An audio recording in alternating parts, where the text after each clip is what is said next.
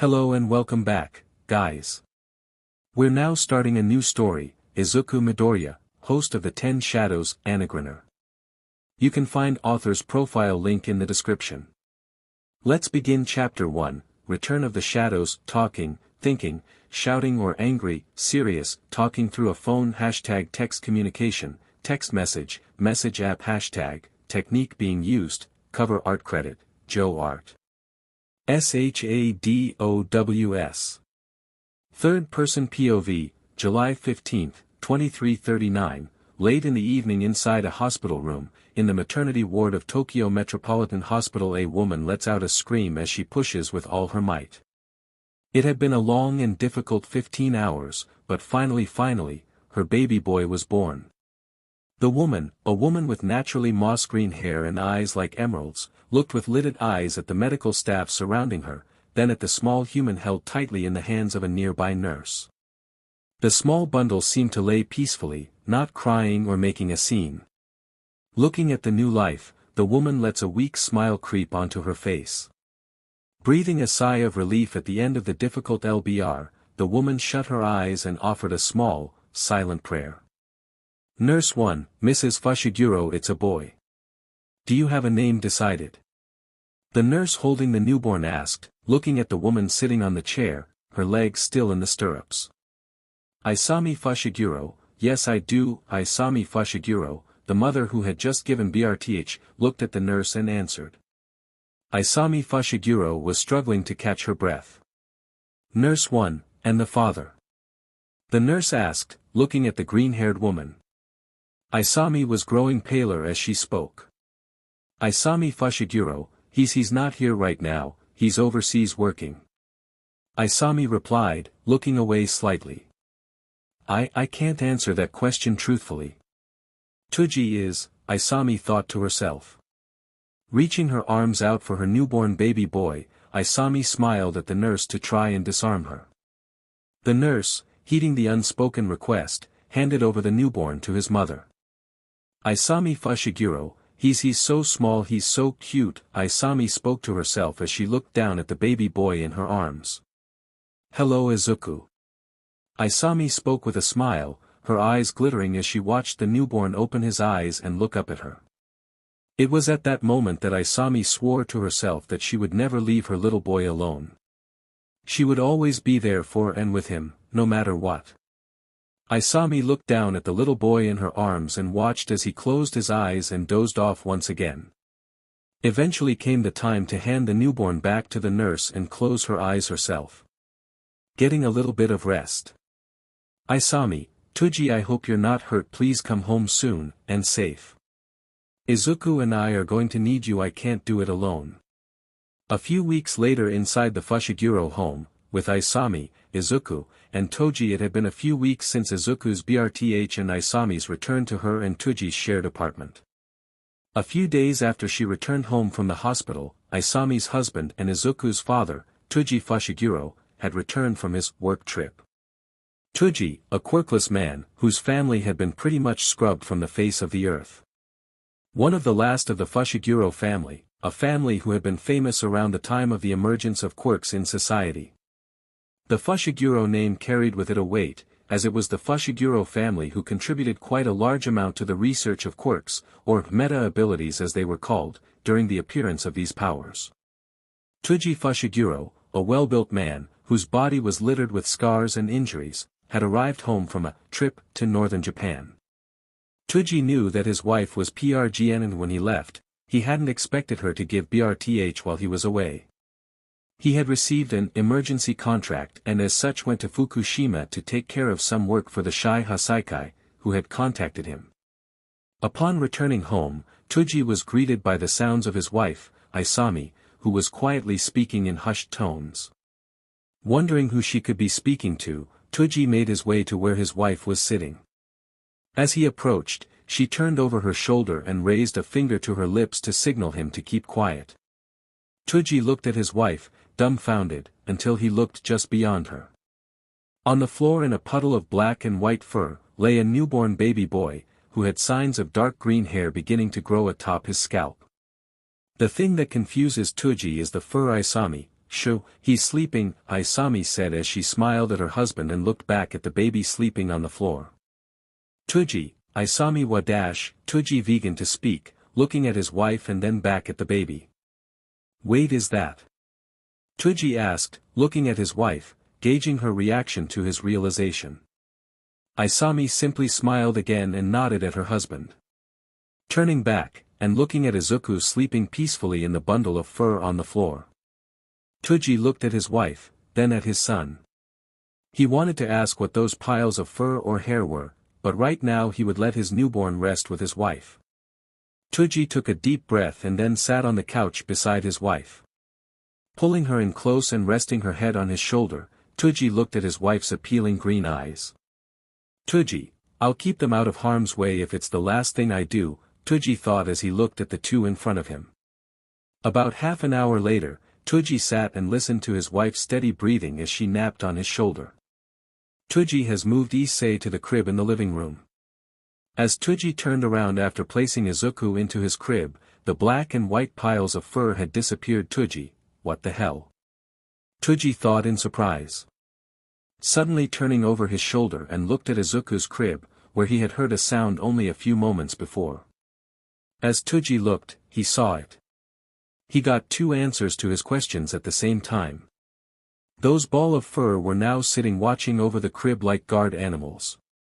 Tuji's eyes widened as he saw a stark white wolf and a dark black wolf watching him, Isami, and Izuku with focused eyes. "Tuji, no way," Tuji thought to himself as he looked at the two wolves, who returned his gaze with a silent warning not to approach the slumbering newborn. This changes things. SHADOWS. Third-person POV, 6 years later inside a home in Mustafu, Japan. Izuku woke with a start. It was a normal occurrence for him. He would regularly have nightmares. It didn't take long for Shiro and Kuma to wake up as well. The two wolves had been with Izuku for as long as he could remember. The white one, Shiro, had a penitent for getting the three of them into trouble sometimes. Meanwhile, Kuma, the dark black wolf, usually attempted to maintain some semblance of discipline between the group members. The three had been inseparable from the time Izuku was less than a month old. They never let him go too long without butting themselves into whatever he was doing. Shaking his head, Izuku reached out, patted both wolves on the head, and pulled both back into his shadow. Izuku didn't have to worry about them for now. Getting up out of bed and stretching, Izuku looked at his room. While most kids around his age hung posters of their favorite hero or maybe even their favorite television or game character, Izuku had left his room fairly bare. Izuku had never really been overly interested in heroes or many other things. Unlike his cousin, or technically, sister he supposed. Izuku's cousin, Izumi, was the same age as he was, she was just a few months older. She and Izuku were polar opposites. While Izuku was calm and usually collected, Izumi was overly excitable and enthusiastic.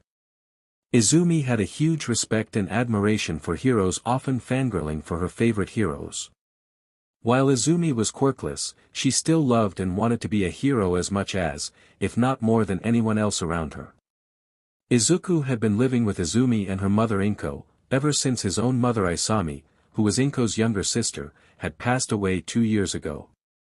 Izuku's father was nowhere to be found. He had left not long after Izuku's first birthday. After Isami's death, Inko had received custody of Izuku, as one of his only remaining relatives. "Izuku, what time is it?" Izuku thought as he looked at the alarm clock sitting on his bedside table. It read 7:05 a.m., and Izuku let out a small groan as he got up off of his bed. Izuku knew that he had school today, and if he didn't get up soon one of the green-haired women would come and get him. Getting up and getting dressed, Izuku made his way down to the dining table to wait for Izumi to finish in the bathroom. Once she had finished, Izuku got bathed and dressed before joining the two greenettes for breakfast. After breakfast, Izuku and Izumi made their way to school with Inko for the day. On the way, they met up with their neighbor and Izumi's childhood friend and bully, Bakugo Katsuki, who was walking with his mother, Bakugo Mitsuki. After walking to school, the group of 3 enters and makes their way to the class, bidding farewell to their parents as they enter. Izuku wasn't looking forward to another day of school. He wasn't treated very well by his classmates, strictly due to the nature of his quirk. Although, Izuku was thankful he didn't have it as bad as Izumi did. Izuku still remembered when he first moved to his Aunt Inko's, and how distraught his cousin Izumi was at her lack of a quirk. He remembered their days playing at the local park, and the torment Katsuki, a neighborhood bully and Izumi's childhood friend, would level at her for her quirklessness. Izuku wasn't sure why, nor did he understand, as such he simply ignored it at first. The comments of their classmates began to simply roll off Izumi's back, and Izuku found it to be admirable. Izumi stood, strong and steadfast in her dream of being a hero as well. Her obsession with All Might was beyond healthy, though, if you asked Izuku. The comments aimed at Izuku however, bothered him. Boy 1, isn't that the boy with the scary wolves? Izuku, Shiro and Kuma aren't scary, Izuku thought. Boy 2, I heard it's called a host, my mom said they're parasites. Izuku, huh? What even is a parasite? Izuku could only wonder. Girl 1, he's mean just like his wolves. Izuku, I'm not mean, right? Izuku had to stop himself for a moment but determined that she was wrong.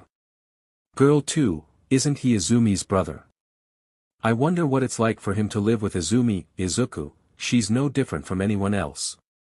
Izuku thought.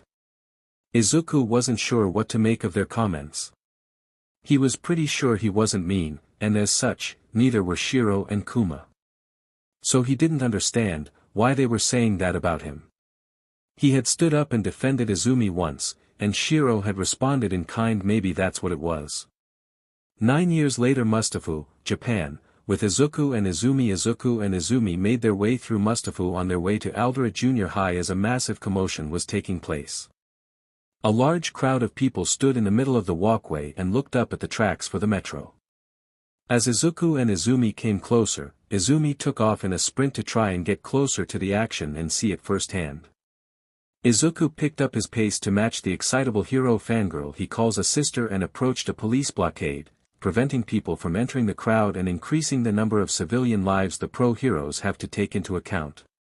On the tracks above Tetsuan Station was a large villain with a shark-like appearance who was blocking the tracks and any trains from leaving.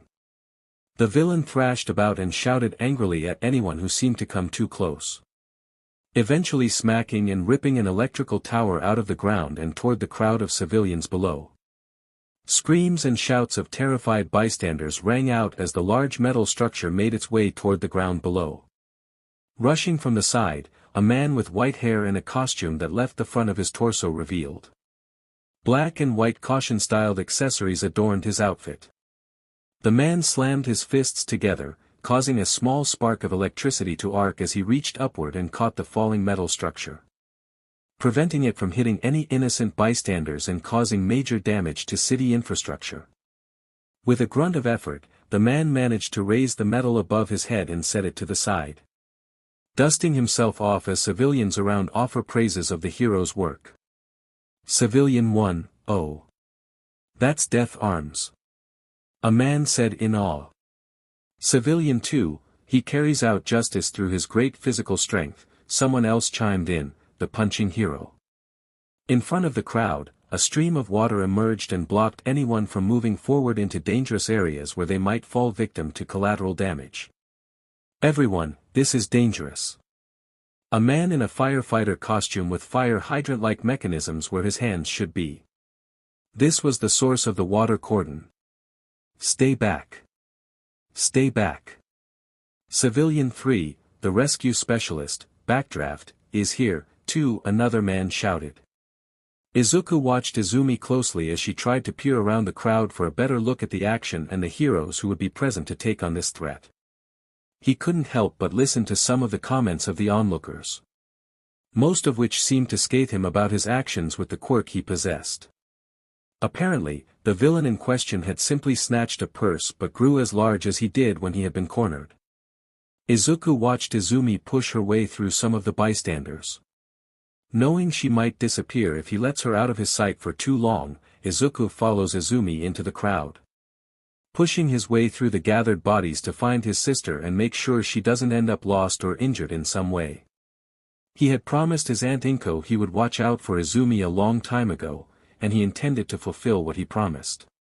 As Izuku had caught up to Izumi, a shadow had passed overhead. Soon Izuku was able to see to whom that shadow belonged, as he heard a group of women squealing in the distance and shouting. "Fangirls, you can do it, Kamui." Izuku managed to watch the wooden hero make his way up onto the overpass where the villain was still rampaging. Quickly dodging a haphazard strike and launching himself into the air above the villain, Kamui attempted to get close. Kamui Woods was pushed back as the villain yelled at him to get away and swiped his hand through the air at the hero. Izumi and Izuku had managed to make their way through the entire crowd and to the front, where Izumi watched wide-eyed and excited about what was to happen. "Izumi, who's fighting?" Izumi asked, looking up at the overpass at the battle taking place. She slowly reached into her school bag for something. Kamui had managed to dodge the attack by swinging himself back by one of the wooden tendrils grown from his arm. Izumi and Izuku watched with differing levels of admiration the amount of agility and control Kamui had over his quirk. "Izumi, Kamui Woods," Izumi said, growing more excited as time went on. Her hair shook as she also trembled with excitement as she continued, "The young and talented rising star. You were the one asking," a man who stood next to Izumi spoke, crossing his arms and closing his eyes.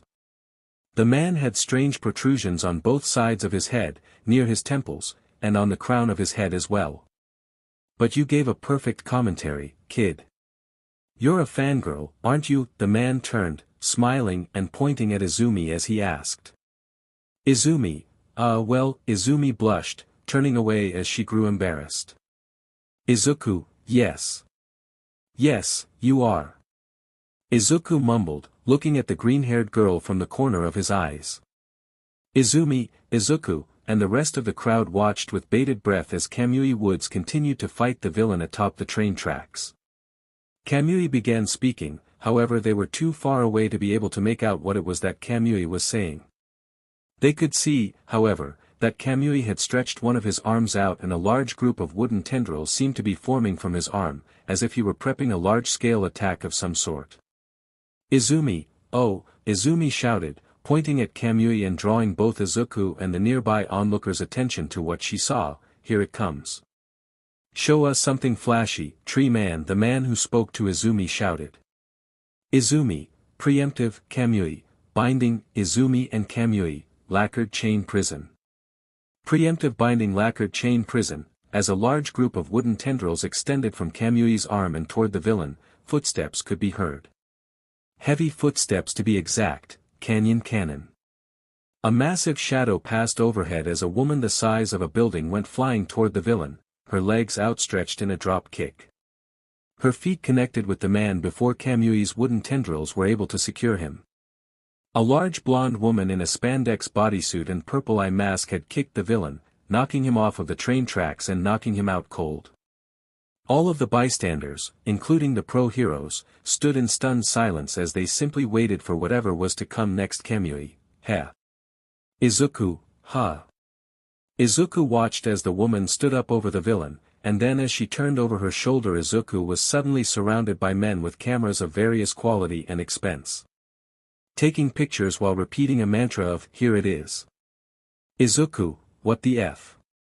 Izuku thought as he was suddenly surrounded. "Today is the day of my debut," the woman who had knocked out the villain said as she turned over her shoulder. "My name is Lady. A pleasure to make your acquaintance."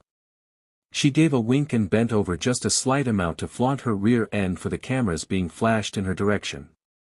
Izuku turned and looked at Izumi, who had finished digging through her bag and brought out her notebook. She had a habit of taking notes about heroes, villains, and quirks in general in those notebooks.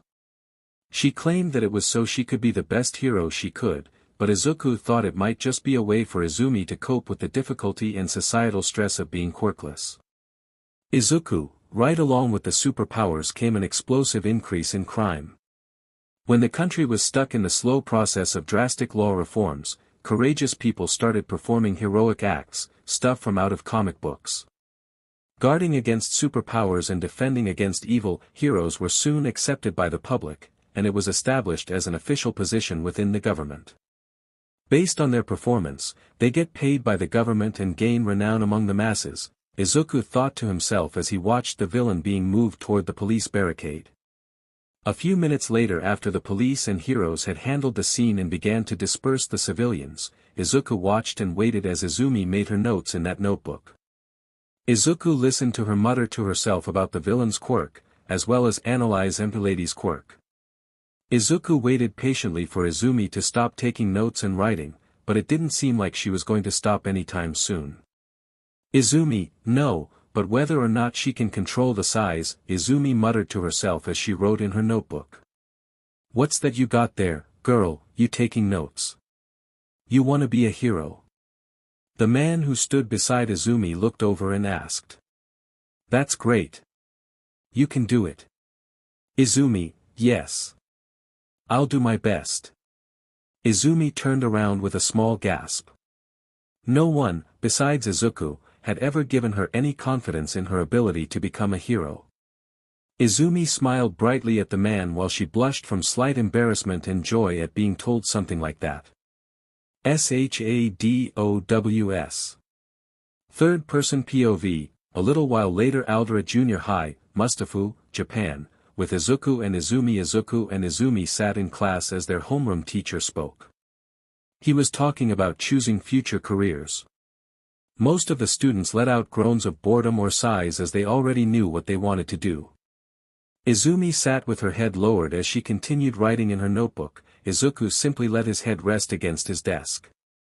He used to have no intentions of becoming a hero, but after a certain person found and helped him after his quirk went haywire, Izuku thought about entering into that field. The homeless man who had taken an interest in him, insisted that he apply for a hero course. Pausing for a moment to grab the papers in front of him, the teacher threw them in the air and they scattered. Homeroom teacher, you're all pretty much planning to go into the hero course, right? The class shouted in excited agreement. Most students began showing off and using their quirks within the classroom. Some were as simple as having stretchy eyeballs or summoning small ball of water in the palm of their hand. Others were a bit more complex. Izuku looked around at all the kids showing off their quirks until his eyes fell on Izumi. Izumi held her head down as she looked at the others in the class. Izumi was accustomed to this, she just hoped that the teacher wouldn't announce her application to you. A homeroom teacher, yes, you all have wonderful quirks. The teacher spoke, but using your powers at school is against the rules. Bakugo Katuski, teach. A loud, brash voice called out to the homeroom teacher. The voice cut above the general chatter of the other students. Don't lump us all in the same group. I'm not gonna be stuck at the bottom with the rest of these rejects. Classmates, that was uncalled for, Katsuki. Yeah, what is that supposed to mean? Who do you think you are? Katsuki, you all should shut up like the extras you are. The loud, brash blonde laughed at the classmates who were protesting his description of them. Homeroom teacher, oh, if I remember correctly, you want to go to UA High, right, Bakugo?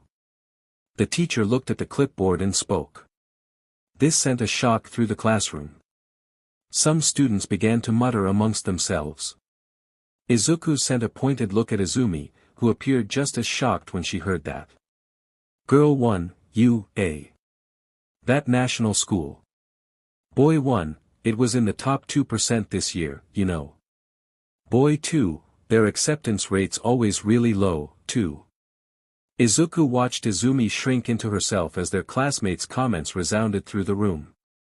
Each one was a reminder of just how far away her dream truly was. Izuku could only watch and wait for Katsuki to finish his rant while hoping the teacher wouldn't draw attention to him or Izumi with their applications. To you, Katsuki, that's exactly why you guys are just extras. Katsuki shouted as he jumped up onto his desk. I aced the mock test. I'm the only one at this school who could possibly get into UA. I'll definitely surpass All Might and become the top hero. Katsuki gripped his fist and raised it into the air in preemptive triumph. My name'll be inscribed on the list of top earners. Homeroom teacher, oh yeah, the Midoryas wanted to go to UA, too, right? The teacher looked at the clipboard and read off. Izuku groaned inwardly and Izumi shifted uncomfortably in her seat. They had really hoped that their homeroom teacher would just let it go and not say anything. But that wasn't how their teacher worked. The classroom fell into a hushed silence, no one wanted to say anything as they turned to look at the green-haired girl with her head against her desk, and the mossy-haired boy who sat staring out the window, uninterested in the conversation at hand. The class burst into loud fits of laughter, as they began to mock Izumi and whisper about Izuku. Boy 1, huh? Midorya. No way. One boy said as he laughed, looking at Izumi, who had lifted her head to look around at the class laughing at her dream. Boy 2, you can't get into the hero course just by studying. Another boy shouted, his laughter barely able to be contained. Boy 3, there's no way they'd let someone who's quirkless in. A third boy couldn't contain his doubt and expressed it with a snarky grin. Izumi, they got rid of that rule.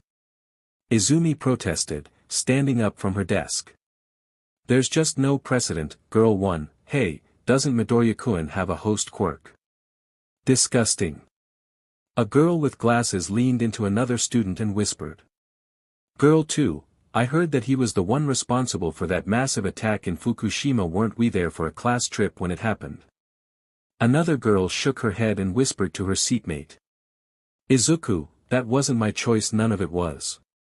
Izuku thought to himself as he watched Izumi be blown away from her desk and onto the floor by Katsuki slamming his hand into her desk and causing an explosion with his quirk.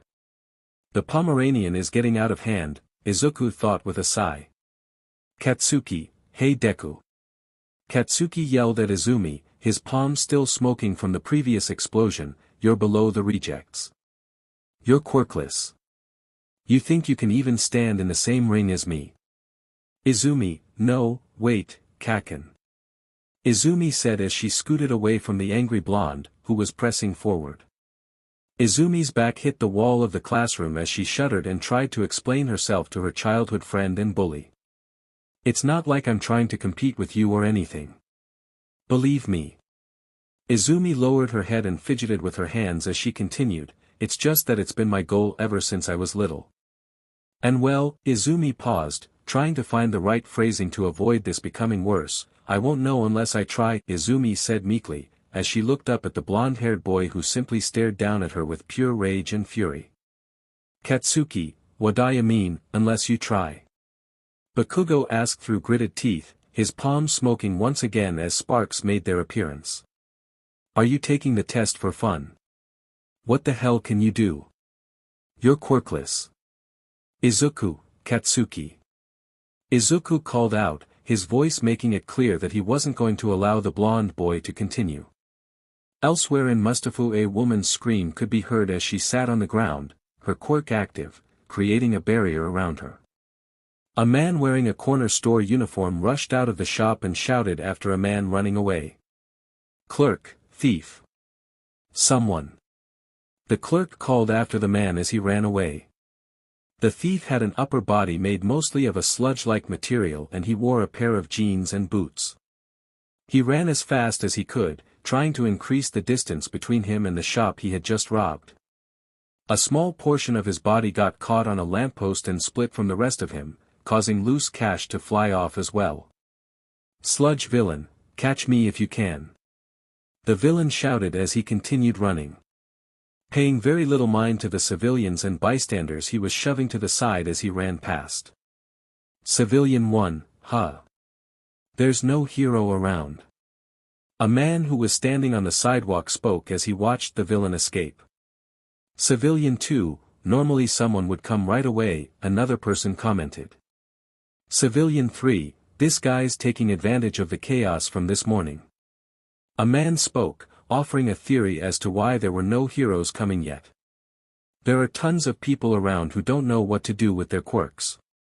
Civilian 4, there's no end to them, a man sighed, exasperated.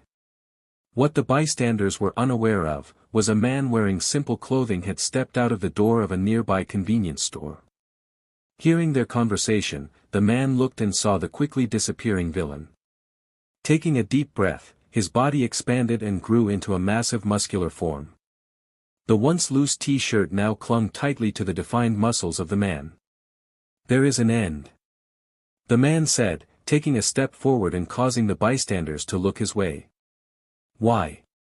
he said as he took a few steps forward and flashed a large smile. "Because I am here." The villain looked over his shoulder and his eyes widened. He hadn't expected to see him here. "Sludge villain, SHT. I need to get away. I need to hide," the sludge villain thought as he looked around quickly for a possible escape route. SHADOWS. Third-person POV, at the end of the school day inside Aldera Junior High, with Izuku Midorya. Izuku had left the classroom a short while before the final bell to use the restroom. He didn't necessarily need to go, but he just wanted to get out of the classroom as soon as possible. He found himself a bit more irritated by Bakugo and his mindless ravings, and needed to get some air. He had left his things in the classroom and needed to go get them. Izuku figured by now the room should be empty, if not, only Izumi should still be here. As Izuku walked through the hallways approaching the open door of his homeroom, he could hear it. Katsuki's grating voice was speaking, but what he was saying was outlandish. And he knew exactly who he was saying it to, as well. "Katsuki, if you want to be a hero so bad, just pray that you'll be born with a quirk in your next life and take a swan dive off the roof of a building," Bakugo said, his voice cruel and mocking as he walked out of the door. His lackeys by his side snickering at the cruelty Bakugo could display. As he was walking out, he turned over his shoulder and held up a hand, popping explosions in it as he looked at whomever he was talking to with the most intimidating look he could muster. "Izuku, Bakugo, that was too far," Izuku thought as he looked at the backs of the trio of bullies shrinking down the hallway. Izuku made his way to the room quickly, knowing who the target of those words was. As he looked into the room, he saw Izumi simply standing there, her head hanging down as she tried to fight the tears rolling down her cheeks. Izuku slowly approached and pulled Izumi to him, wrapping his arm around her shoulder and grabbing their things. Izuku pushed Izumi to move, even if she didn't want to. "Izuku, come on, Izumi, you have to walk with me," Izuku said quietly, trying to avoid sending Izumi spiraling into herself once again. Eventually, the pair made their way downstairs and into the courtyards on the side of the school. As Izuku and Izumi walked, Izumi muttered quietly to herself about Katsuki, and what he had said. Suddenly, Izumi stopped walking as they passed by a koi fountain. Izumi, silently and delicately, reached out and grabbed a destroyed notebook. Izuku recognized it. It was the same notebook Izumi used when she recorded information about Quirks. The one labeled, Hero Analysis for the Future. Number 13 foot. "Izumi, my dreams aren't fish food, you know," Izumi said dejectedly, speaking more to the fish that had been nibbling on the pages of the notebook than anyone else. "It's my notebook." Izuku watched as Izumi clenched her jaw in an attempt to hold back the tears, once again threatening to spill from the corners of her eyes. He watched as she put it in her bag and turned, silently, and continued walking forward. Izuku continues his pace and catches up to her side once again, as they continue walking. Making their way back home. A while later somewhere in Mustafu, with Izuku and Izumi, the two green-tes were walking side by side as they entered a tunnel. This was their usual path home. It was a bit of a shortcut that Izumi had found when trying to avoid Katsuki and his group of followers. Eventually, it just became their routine path home. Today, however, was different. "Izumi, I decided back then, didn't I?" Izumi pondered aloud. Izuku hummed in response, as he had no clue what she was referring to. "Izumi, that's right," Izumi said with a sense of reassurance, "I won't worry about what other people think. I have to hold my head up high and plunge forward." Izumi clenched her fist in front of her as she raised her head and began laughing as she marched into the tunnel. Izuku watched her for a moment before following her with a sigh. The one thing he could say about that girl was about her unyielding determination to become what she dreamed of. A hero. Izuku eventually caught up with her, as she continued her loud, overly boisterous laugh, stomping down the road. Izuku's ears caught a strange sound, barely audible above Izumi's laughter, but he heard it, nonetheless. A strange, disgusting goopy sound could be heard from behind them. Almost as if a thick batter or paste was being moved around and sloshing against itself. The sound seemed to reach Izumi's ears as well, as her laughter immediately halted, and she stopped in her tracks. As Izumi and Izuku turned around, they could see the source of the noise. A large villain, made of sludge-like material had pushed his way out of the sewer cover toward the entrance of the tunnel. As the sludge began to take a distinctive form, Izuku and Izumi could make out eyes and a nasty smile with dark yellow teeth looking down at them.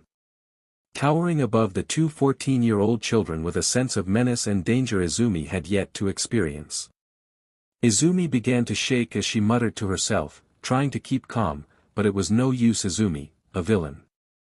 Izumi shouted in surprise, though she tried to contain her voice. Sludge villain. 2 medium-sized invisibility cloaks and one of them just so happens to be a pretty little girl too.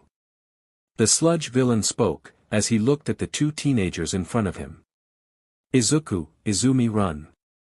Izuku shouted, before shoving Izumi farther away from him, in an attempt to get her away. Only to no avail. Like a predator pouncing on its kill, the sludge villain threw himself over Izuku and onto the already unbalanced Izumi. Swallowing her in his disgusting quirk and using it to smother her, he began forcing streams of sludge into her nose and mouth. Izumi's notebook was thrown from her hands as she struggled and squirmed, trying to get away from the villain who was trying to take her hostage. Sludge villain, don't worry, I'm just going to take over your body, the sludge villain said as he continued to force himself onto Izumi. Calm down. It'll only hurt for about 45 seconds, then you might even start to enjoy it. Izuku, Izumi. Izuku got to his feet and shouted, looking at the villain in the process of assaulting Izumi. Shiro, Kuma. Now. Izuku clapped his hands together, forming the seal that called forth the divine dogs from his shadow. Both the white and black wolf jumped forth and materialize, before immediately rushing to attack the sludge villain. As both of them attempted to attack the villain and Izumi struggled to release herself from his grip, the villain began to boast. Slam. Sludge villain, those types of attacks won't hurt me. I'm fluid, the villain announced. Launching out a limb of sludge to attack Izuku and fling him into the wall nearby, he continued, thanks for your help. You're my hero. Izumi continued to struggle as Izuku tried to get back to his feet. I didn't think that had come into the city. Izumi, my body, Izumi thought as she struggled to get free, to breathe. Her vision was beginning to turn dark, as she continued to struggle. Am I dying? She looked toward her notebook, at a drawing of her costume, right beside another drawing she made for Izuku, his hero costume. Izuku, SHT, I can't stand up, and Shiro and Kuma can't do anything to this guy. Izuku thought as he pushed himself up to his feet using the wall, looking at Izumi weakly continuing her struggle against the sludge villain. Plus ultra right. I have him, Izuku grimaced at the thought, but knew there wasn't much other option. The last thing Izumi saw before her vision faded, was Izuku shifting his hands, one fist over the other as he began to mouth some words silently. She wasn't sure what he was doing, but he was interrupted by the manhole cover flying off. The last thing she saw, was a large shadow emerging from the sewer hole. Izuku and the sludge villain immediately turned their attention to the source of the disruption. A large, lumbering tower of muscle and blonde hair, the one who had punched off the manhole cover like it was nothing. He finished climbing out of the sewer and set the plastic convenience store bag he was carrying onto the ground. It's all right now, young ones, the large blonde man spoke as he finished climbing out and stood tall above the sewer hole. I am here. Izuku, H. Isn't that, Izuku thought as he watched the blonde man easily evade the strike that caught him off guard. The whipping limb smashed into the wall, cracking it and causing small chunks of concrete to come showering down. Dodging below a second strike, the blonde man leaned in and ready to punch. As he brought his fist forward, he said, "Texas Smash." Texas Smash, the result of the man's punch was a massive blast of air that rushed forward, directly at the sludge villain. Izuku leaned against the wall but could still feel the blast of air pressure as it ripped past him. It pushed against the sludge villain in such a way, that the pressure of the air caused him to explode and release Izumi safely. Parts of his liquid body flew all over the area as Izuku watched in stunned silence. Izuku, All Might. Izuku thought in awe at the sheer power of the number one pro hero. That blast of air had been enough to knock him off of his senses. Compounded with slamming into the wall, Izuku fell unconscious. Izumi opened her eyes once again, now that she was free of her captor and was able to breathe. Her vision was still hazy, but with what Izuku had shouted, and the silhouette she saw shining against her vision, she knew she had been saved, by her favorite hero Izumi. All Might. Izumi gasped out as she tried to regain her consciousness. Only to have it fade once again. SHADOWS. Third-person POV, a few minutes later outside of the tunnel, with Izuku, Izumi, and All Might, hey. Hey. Hey. Hey. Hey. All Might repeated the same phrase as he lightly tapped both siblings' cheeks, hoping to wake them up faster. Both opened their eyes at about the same time, oddly enough. He abruptly stopped the light slap and raised his hand away, saying, "Oh, good." Izuku and Izumi had different reactions upon finally getting a grasp of their surroundings.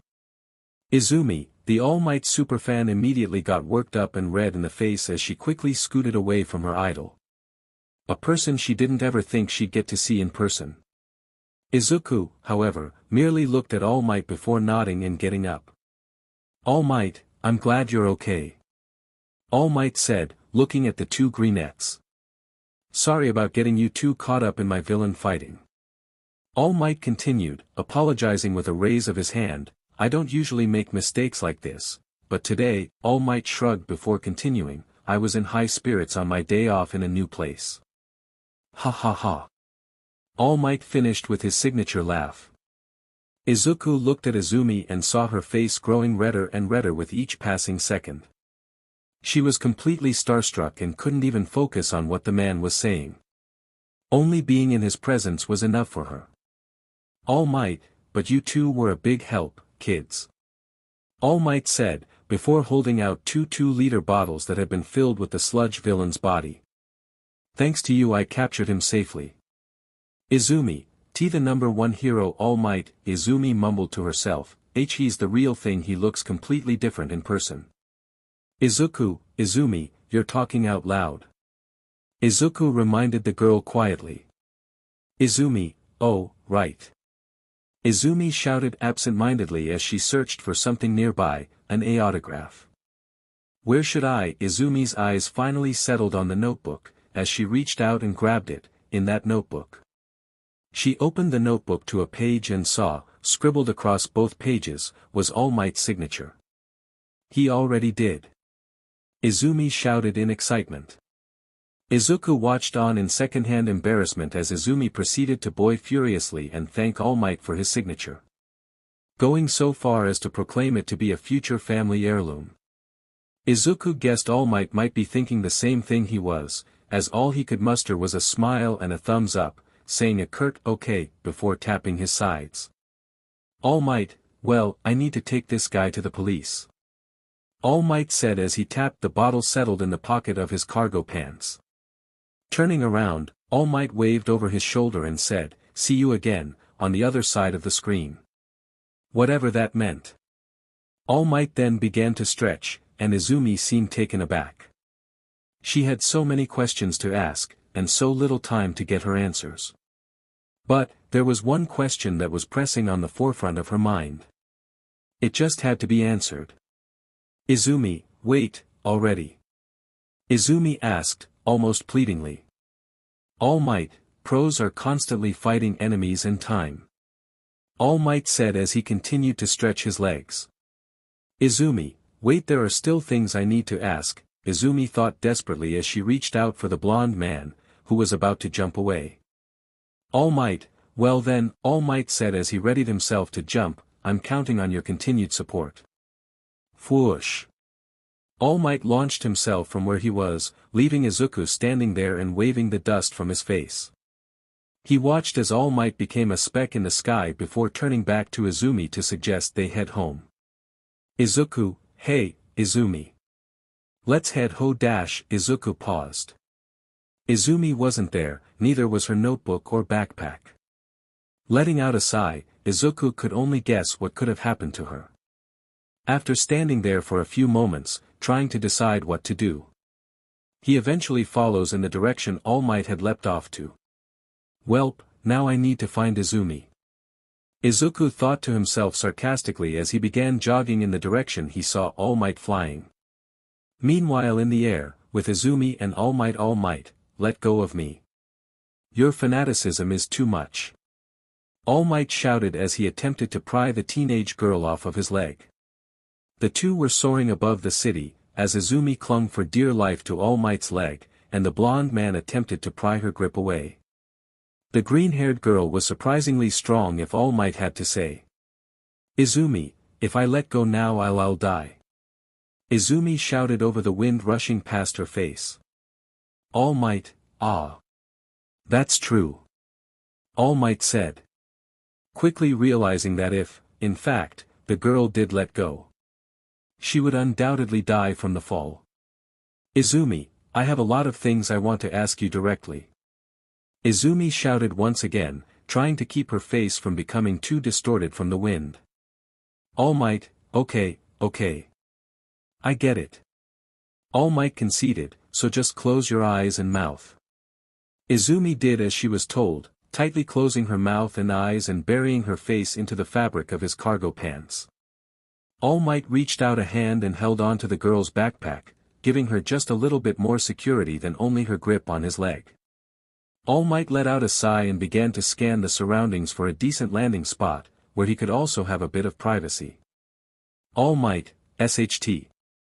All Might thought to himself, before deciding on a building to land on. After safely landing, All Might placed Izumi on the roof. The girl immediately collapsed to her knees and continued shaking. Her hair was an absolute mess from the wind, but that wouldn't stop her. All Might turned around and began walking away. All Might, good grief. If you talk to the people downstairs, All Might said, taking a few steps away from the girl, I'm sure they'll let you down. I seriously am out of time, so I really must go. Izumi, wait. Izumi shouted, scrambling to her feet to address her hero. All Might, no. I will not wait. Crime doesn't wait, my girl. All Might once again shot the girl down, continuing to walk away. Izumi, but Izumi said weakly, reaching out for her last thread of hope. She could hear all of the ridicule, the mocking, and the pity she had received through the years. She remembered the Quirk doctor's words, she remembered his mother apologizing profusely, and most of all, she remembered the voices of her classmates and of Bakugo Katsuki. That may be true, they may be right, but, Izumi thought, before her words just tumbled from her mouth, can I become a hero like you, even if I don't have a quirk? This question caused All Might to stop walking. He didn't turn, or really say anything at first. He just seemed to stand there and ponder her question. Izumi began to get nervous about the response she might get. Truly, it terrified her. She managed to continue stuttering out her words. Izumi, can even someone without a quirk be like you? Izumi asked, her voice filled with both hope and pain.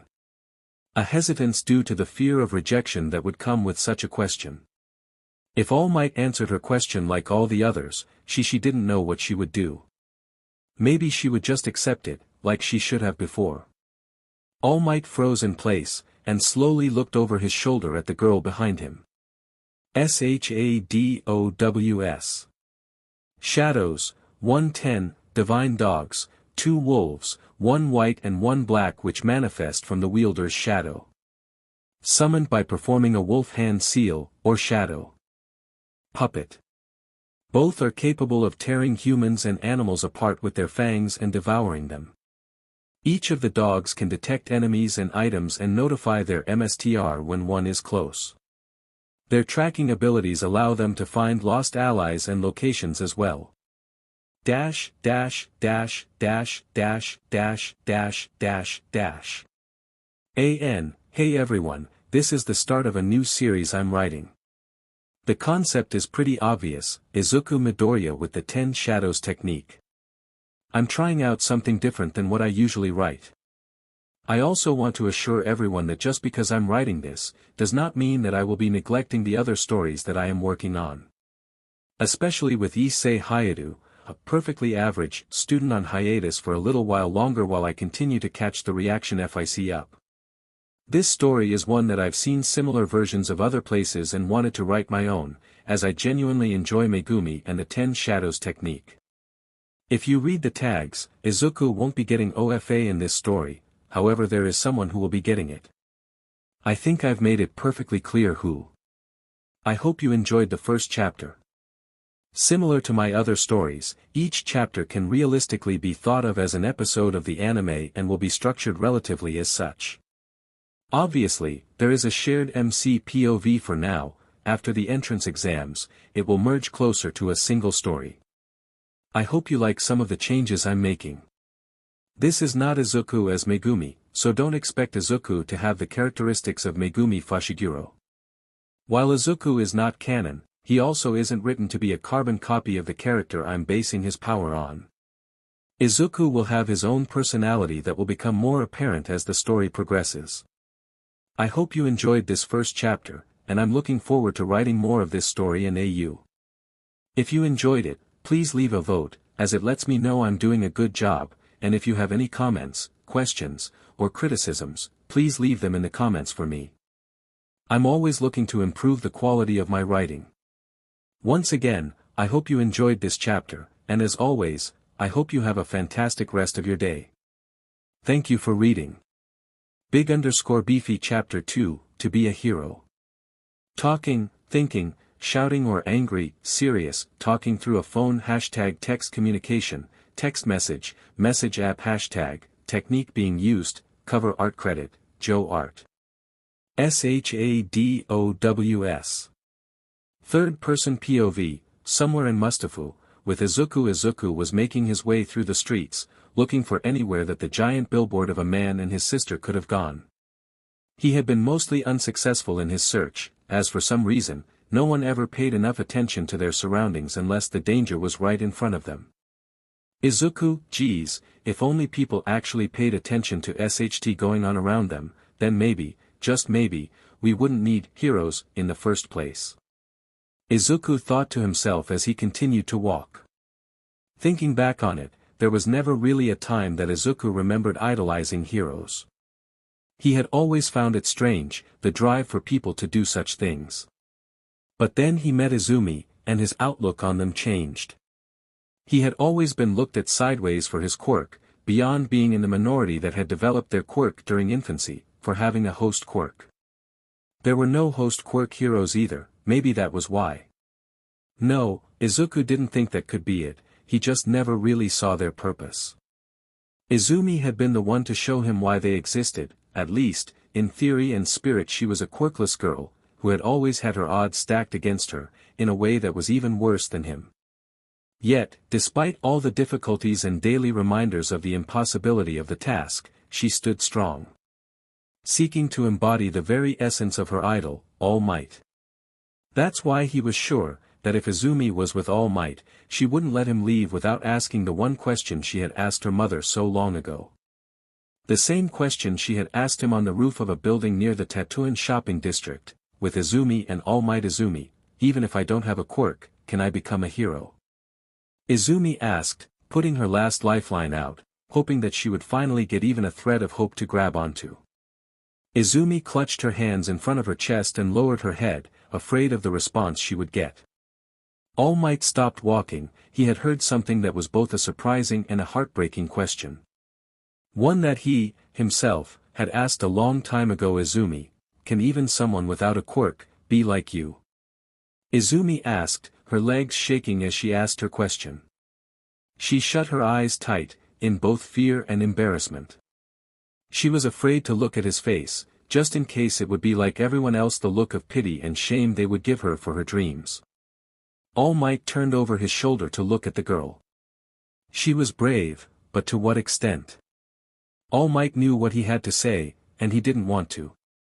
But, Toshinori also knew he was running out of time to be All Might. Looking at the girl with messy green hair, he answered. All Might, without a quirk. All Might said, looking at the girl, who was still shaking in place.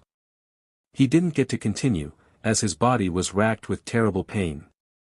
He had used up all of his time, and this form wasn't going to hold out any longer. Struggling to hold himself up, All Might clutched at his chest, hoping that he might be able to simply push through. However, the steam leaking off of his skin was definitely not a good sign, and he was doing his best not to slip out of his form. Resting an elbow on his knee and keeling over to minimize the amount of steam pouring off of him, All Might gritted his teeth and held out hope. All Might, oh no, holy SHT, god damn it, not now. All Might thought, grunting in frustration and pain, barely holding himself together. Izumi, it might have been because I don't have a quirk, Izumi spoke, once again opening her eyes, but keeping them focused on her feet, but I'm always made fun of. Izumi shifted in place, now rubbing her thumbs over one another in an attempt to calm her nerves, to be speaking about this in front of an adult, and the #1 pro hero no less. Maybe that's why I don't know, but I think saving people is super cool. Izumi found herself able to speak with more confidence, as she hadn't been shut down or laughed at yet. Saving people with a fearless smile. I want to be the greatest hero, like you. Izumi finished, finally looking up at All Might. Pomph. In front of Izumi was not the buff, tall man she was expecting, but something closer to an emaciated corpse than a living human. His blonde hair now appeared shaggy and unkempt, with two long bangs that framed his skeletal face and accentuated his strong brow, which kept a strange shadow over his teal eyes. Izumi could do nothing but stare in shock and let her jaw hang wide as she began to shout in surprise. SHADOWS. Third-person POV, in an alley in the Tatooine shopping district, a 2-liter bottle filled with a strange green liquid and 2 floating balls sits near a trash can, lying on the cold ground in an alley. The balls slowly shift and blink, seeming to get a bearing on its surroundings. Sludge villain, where am I? What happened? The sludge villain, who had been trapped for transport within the empty soda bottle, spoke to himself. It took him a moment to recall what exactly had happened, and when he did, it enraged him. Oh yeah, that BSTRD. If it weren't for that BSTRD. Hey, Katsuki, aren't you and Midorya childhood friends? One of the boys who commonly followed Bakugo spoke. Looking at the spiky blonde hair of the boy in front of him. 2, you went a little overboard today. Another boy, similarly a follower of Bakugo, Katsuki, said. His face contorted into something between a teasing smirk and a curious look. Katsuki, it's her fault for getting in my way. Katsuki said, looking down at his feet. A slight pink rising on his cheeks. Kicking a nearby bottle, which Katsuki thought to be filled with restaurant grease, against a nearby light pole, and knocking the lid off. Causing some of its contents to be spilled. 2, don't let it get to you, the boy with long hair said, looking at Bakugo and smirking wider. Bakugo let out a tch. And looked away, thinking back on what Izumi had said during class earlier that day. Something about the way she couldn't even directly say that she wanted to be a hero and kept dancing around the subject. He had hoped she would say something, anything. Bakugo, tch. She's still an idiot dreaming like a kid. Katsuki spoke, the venom in his voice audible to the 2 followers. He sparked up his palm and blasted the empty can he was carrying. Charring it and leaving it smoky and black. Just watching it pisses me off. Katsuki said, the irritation in his voice growing, as he tossed the can to the side. The two followers simply looked at each other in disbelief. Neither of them thought that that was the true reason, judging from the red on his face, but they wouldn't make mention of it so as to not become the target of his aggression. Then, after sighing and looking back at the blonde, the boy offered something to do. Why don't we go to the arcade for a change of pace?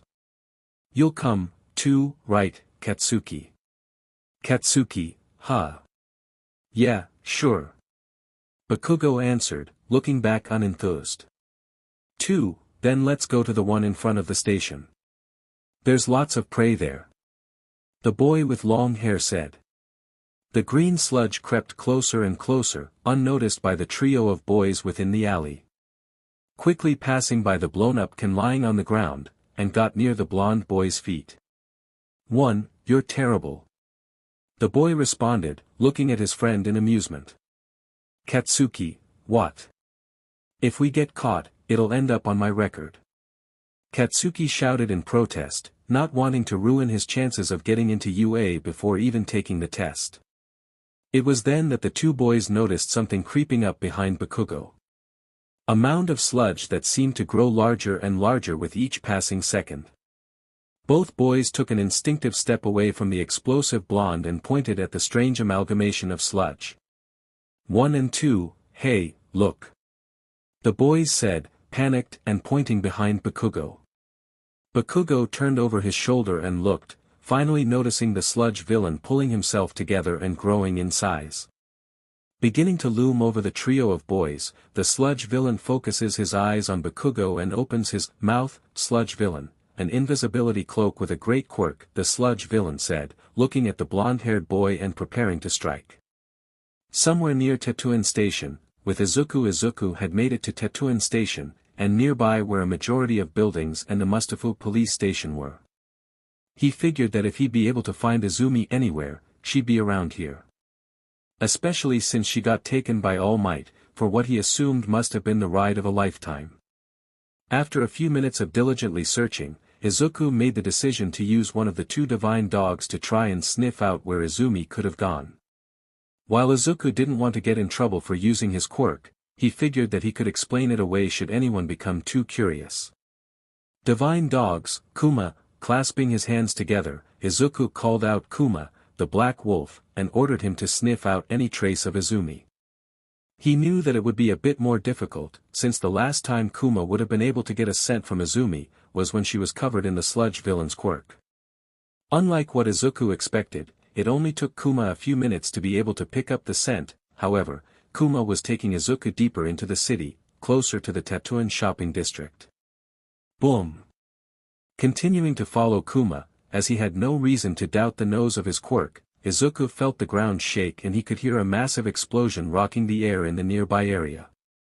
Closer to Izuku than he wanted to believe, it was inside a building in Tetsuin, Mustafu, with All Might. Toshinori walked down the steps as he coughed into his hand. Flashback. Toshinori, All Might. Pros are always risking their lives. I cannot simply say, you can become a hero, even without power. Toshinori continued, his words heavy as he looked away from the girl. He knew what he said must have devastated her, and he couldn't bear to look at her, especially not now. He had explained the dangers of being a hero. He even revealed his injury to her to try and prove his point. He just hoped she would understand Izumi. I see, Izumi said, her voice trembling as she held back the tears threatening to spill. Her shock was the only thing keeping them held back. Toshinori, All Might, if you want to help others, then you could also become a police officer. Toshi spoke, doing his best to try and offer a different path to the girl in front of him as he stood up.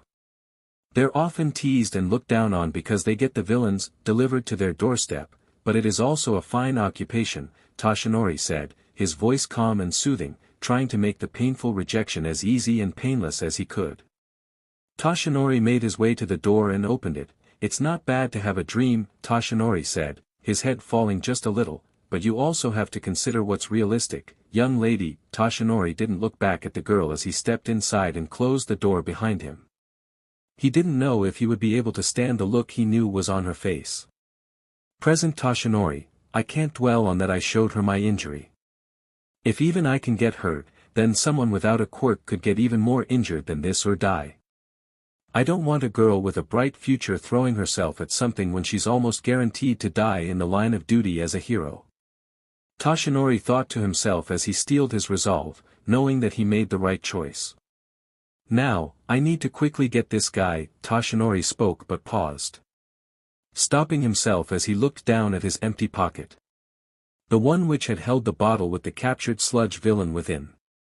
Toshinori began to panic. He looked around him after turning his pockets out and finding no trace of the bottle. As he quickly looked around, searching for the missing villain, Toshinori heard a massive boom.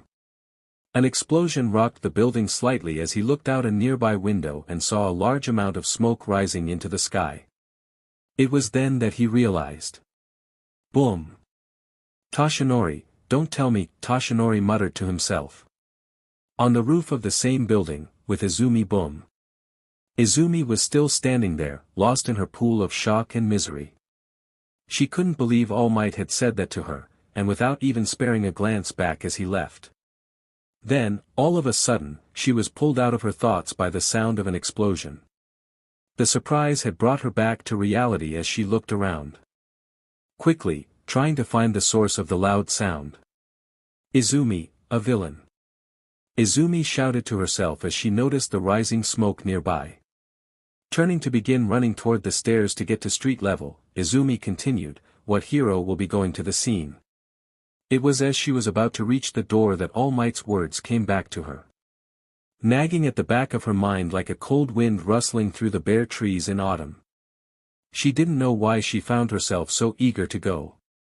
The same words that everyone else had told her.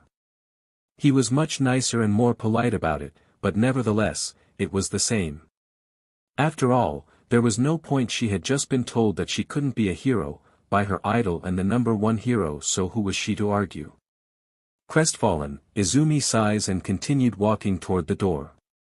Shuffling and dragging her feet as she makes her way down the stairs and to ground level. The dream of being a hero has officially been snuffed out. Or has it? SHADOWS. Third-person POV near Tetsuan shopping district. With Toshinori. Toshinori ran as fast as his legs would carry him.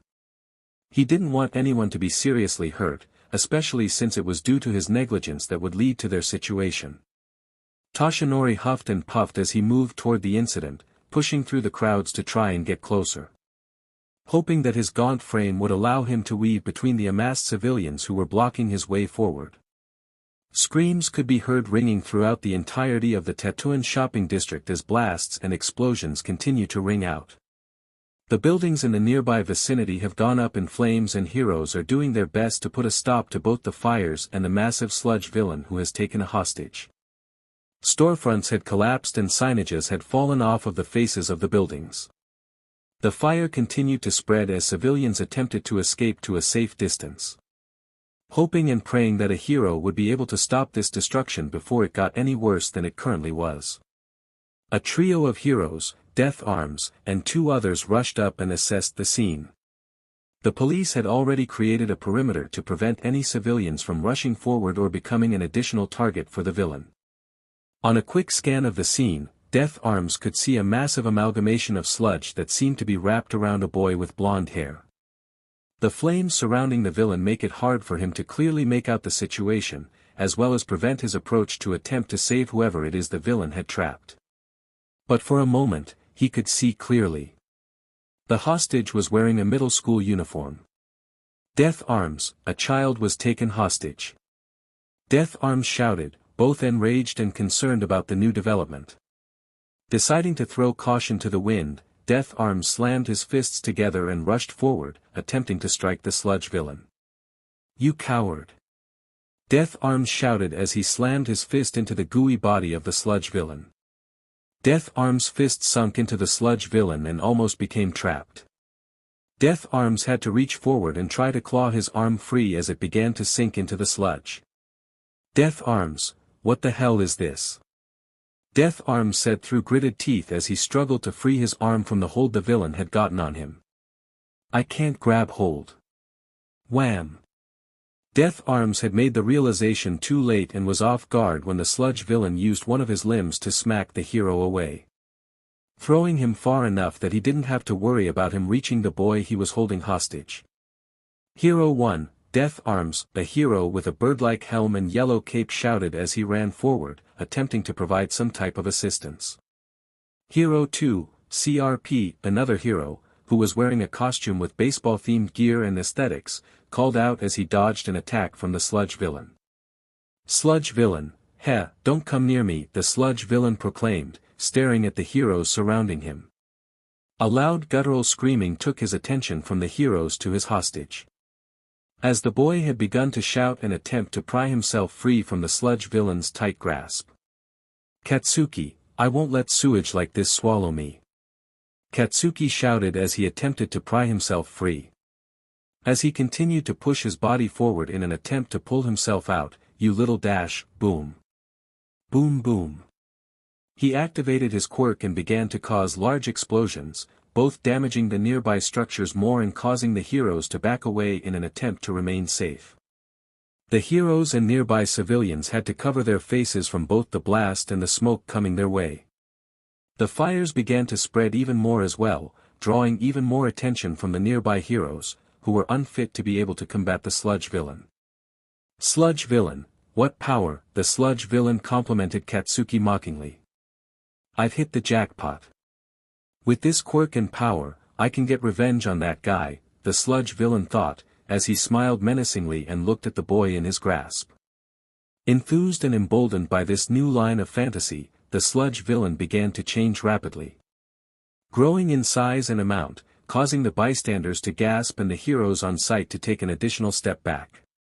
This was beginning to be too much for them to handle. Civilian 1, whoa, what's that? Could he be a big-shot villain? A man with long blonde hair kept in a gray beanie asked the people around him. Civilian 2, She's here. The rookie hero, Empty Lady, a woman with dark brown hair, yells as she looks up and sees the blonde hero rushing forward. Empty Lady rushed forward, only to come to a screeching halt as she realized that she was too big for the area the sludge villain was in. Attempting to fit even one of her feet within the area is too little, so she pulls back and looks down at the heroes who are on the scene. Empty Lady, wait, I need there to be at least 2 lanes. Empty Lady shouted. Her inability to control the size to which she grows became a glaring flaw in this situation. The 2 boys who had been walking with Katsuki came close together as they attempted to back away from the quickly encroaching flames. They had found themselves stuck in a building when they sought shelter after Bakugo had been taken hostage by the sludge villain. As the 2 boys whimpered and huddled closer together, they suddenly felt themselves being wrapped by a wooden substance. Quickly being pulled to a nearby hero, Kamui Woods, as he moved through the area and rescued people who had been stuck in buildings and trapped by the fires. Kamui Woods, I'm not good with explosions. And all of this fire is making it hard for my wood. Kamui shouted as he ran with 4 civilians in tow, wrapped in his wooden appendages. I'll leave it to someone else for today. Backdraft, thanks for that. Backdraft, the firefighter hero shouted in response, I have my hands full fighting the fire. Backdraft had both of his hands and an additional hose nozzle on his shoulder, spraying water and extinguishing fires as fast as he could. The fire truck's not here yet. Backdraft shouted over his shoulder as he looked for some sort of assistance nearby. How are things over there? Death Arms, he's sticky and hard to grab, Death Arms replied to Backdraft, establishing the situation they found themselves in, and a child with a strong quirk is struggling against him. Hero 2, thanks to that, it's a minefield. The hero, dressed in baseball apparel, spoke, adding to Death Arms' explanation of the situation. It's hard to do anything against this triple play, he said, slipping the pun in. Bakugo Katsuki continued to struggle and try and pull free. His mouth had been completely covered, and the only thing Death Arms could see was the boy's eyes and the top of his head. Gritting his teeth and steeling himself to make a crazy move on the boy's behalf, the sludge villain locked eyes with Death Arms. The 2 heroes realized as the sludge villain whipped one of his appendages at them, which they barely managed to dodge.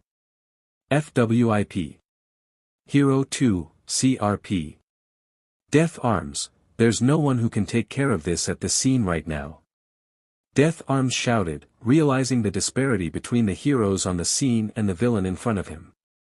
Hero 1, all we can do is wait for someone with a more suitable quirk, another hero shouted in response. Whoosh. Backdraft, let's hold back the damage until then. Backdraft shouted, trying to remain heard over an explosion blowing the windows out from the inside of a building nearby. Kamui Woods, don't worry, I'm sure someone will be here soon. Kamui shouted as he hung from the side of a nearby building and continued reaching out to survivors who were trapped within the burning buildings. Death Arms, I feel bad for that kid, but he'll just have to bear it a little longer, Death Arms thought to himself as he tensed his fists by his sides. DMN it, if only I had enough power to blow that guy away. Civilian 3, hey, doesn't it look kinda bad? A man near the back of the large crowd spoke. His concern is evident, if not completely unnecessarily obvious. Civilian 4, you can do it, heroes. A woman yelled from within the crowd. Toshinori had just managed to arrive on the scene, panting and out of breath. He leaned on a nearby lamppost for support as he tried to regain some semblance of strength and sure-footedness. Staring at the crowd in front of him, and beyond to the sludge villain he had managed to let escape. He was taken aback when he saw the destruction in the general area, realizing that it was when he was fighting with the girl with green hair, while he was in the air, that he had lost that bottle. Toshinori, it was back then. Toshinori thought, making the connection. I was too distracted by my DMN time limit.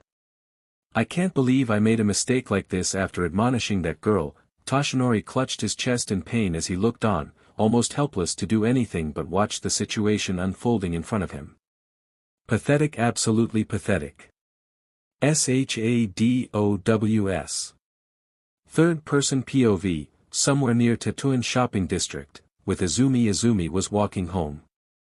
She wasn't sure where Izuku was, nor did she really care at the moment. She found herself lost as she looked through her analysis notebook, recalling everything she had been told up until what All Might said on the roof.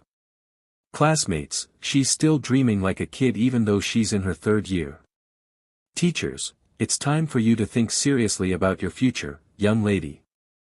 All Might, Toshinori, it's good to have a dream, but you also have to consider what is realistic. Their words resounded in her mind like the ringing of a church bell. Each voice clawed at her heart and her mind, dragging her dream into the graveyard it stood above. She found herself staring at the page in her notebook which had been autographed by All Might. Shutting the notebook and letting out a defeated sigh, Izumi continued walking, lost in thought. Izumi, even a top pro said it, Izumi thought to herself as she trudged along, her head hanging and tears stinging the corners of her eyes. Don't cry. You knew, didn't you? All along, you knew. The reality, Izumi wiped her eyes as she continued walking, her thoughts spiraling deeper and deeper into a dark reality that she now faced. You knew.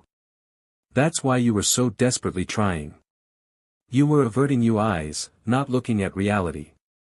Sorry, Izuku, you were wrong, Izumi thought melancholically. Boom.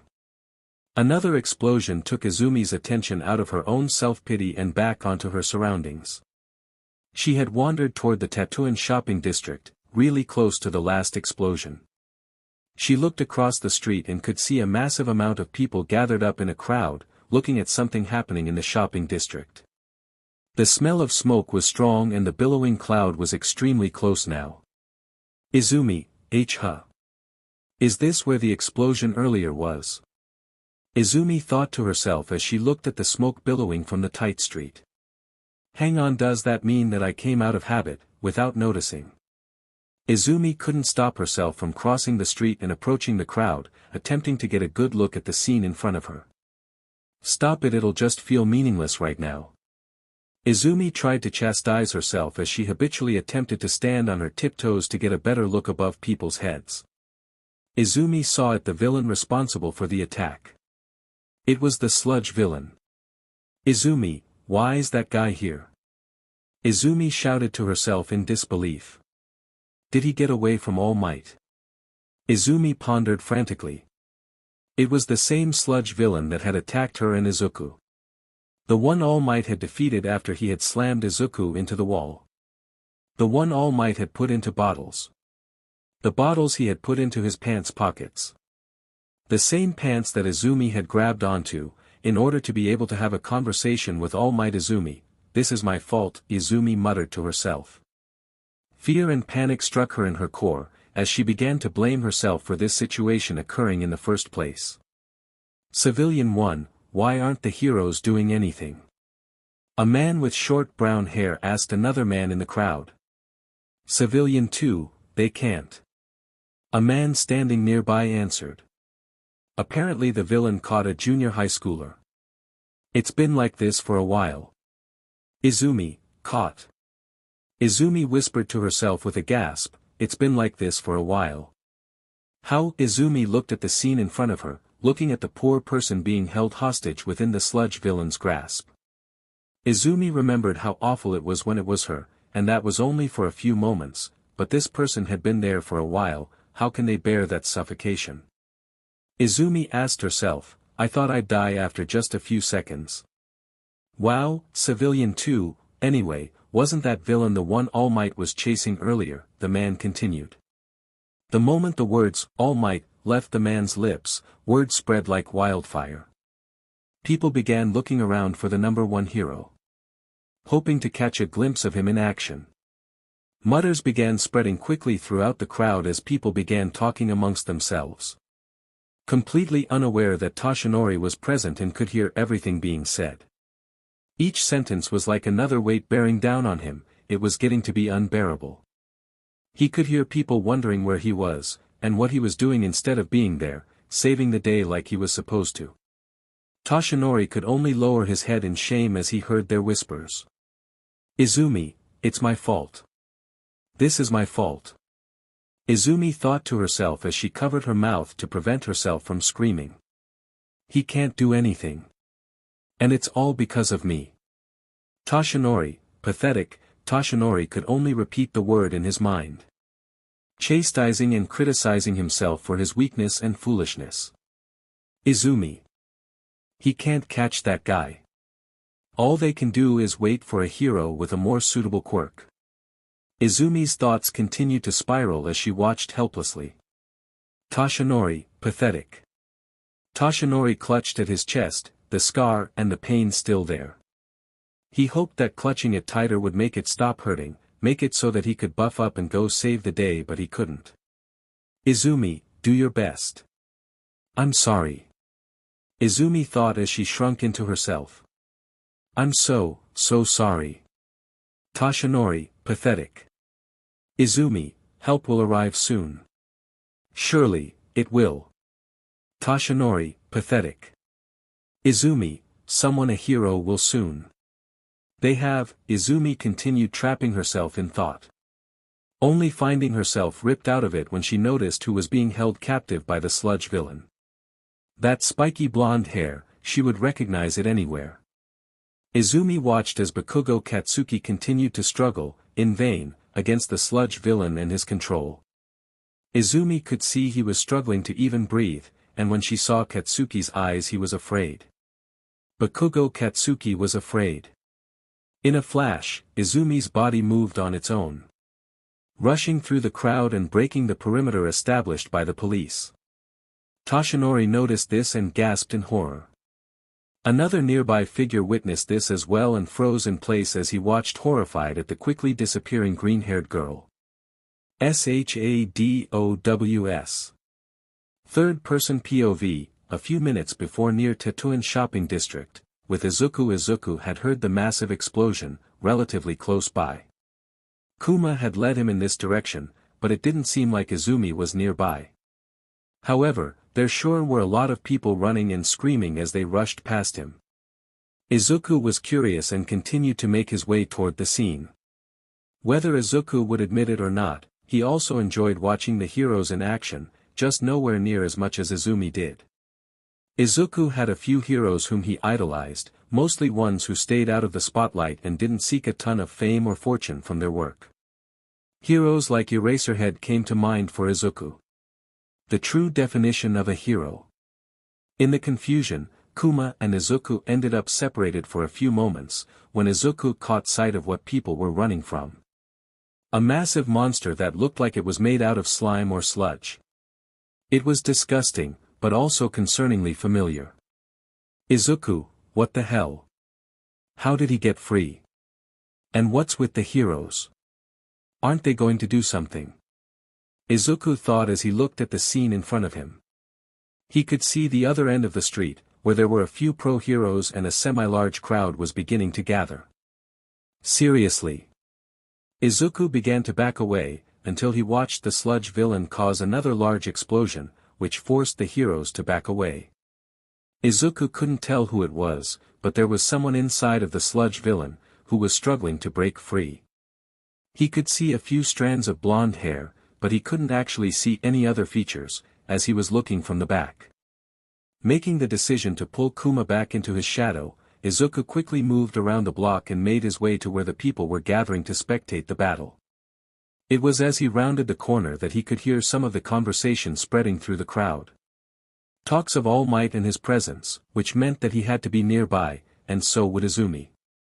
Izuku rounded the corner just in time to see Izumi. She was standing there with her hands clasped over her mouth and she was staring wide-eyed at the scene. This wasn't a normal reaction for her, so Izuku called out to Izumi, only for his voice to fall on deaf ears. Izuku made his way closer, trying to get Izumi to acknowledge him when he watched her break into a sprint. Rushing through the crowd and toward the villain attack. Izuku, Izumi. Izuku called out, but to no avail, as more voices drowned his own out in the chaos.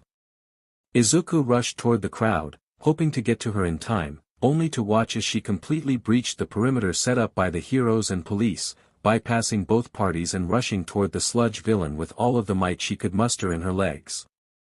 Death Arms, idiot. Stop. Death Arms shouted at the green-haired girl who sprinted past him. Stop. He shouted again, but the girl paid him no mind as she continued her reckless advance. Sludge villain, that brat, the sludge villain said aloud, looking at Izumi who had rushed through the crowd and was rapidly approaching him.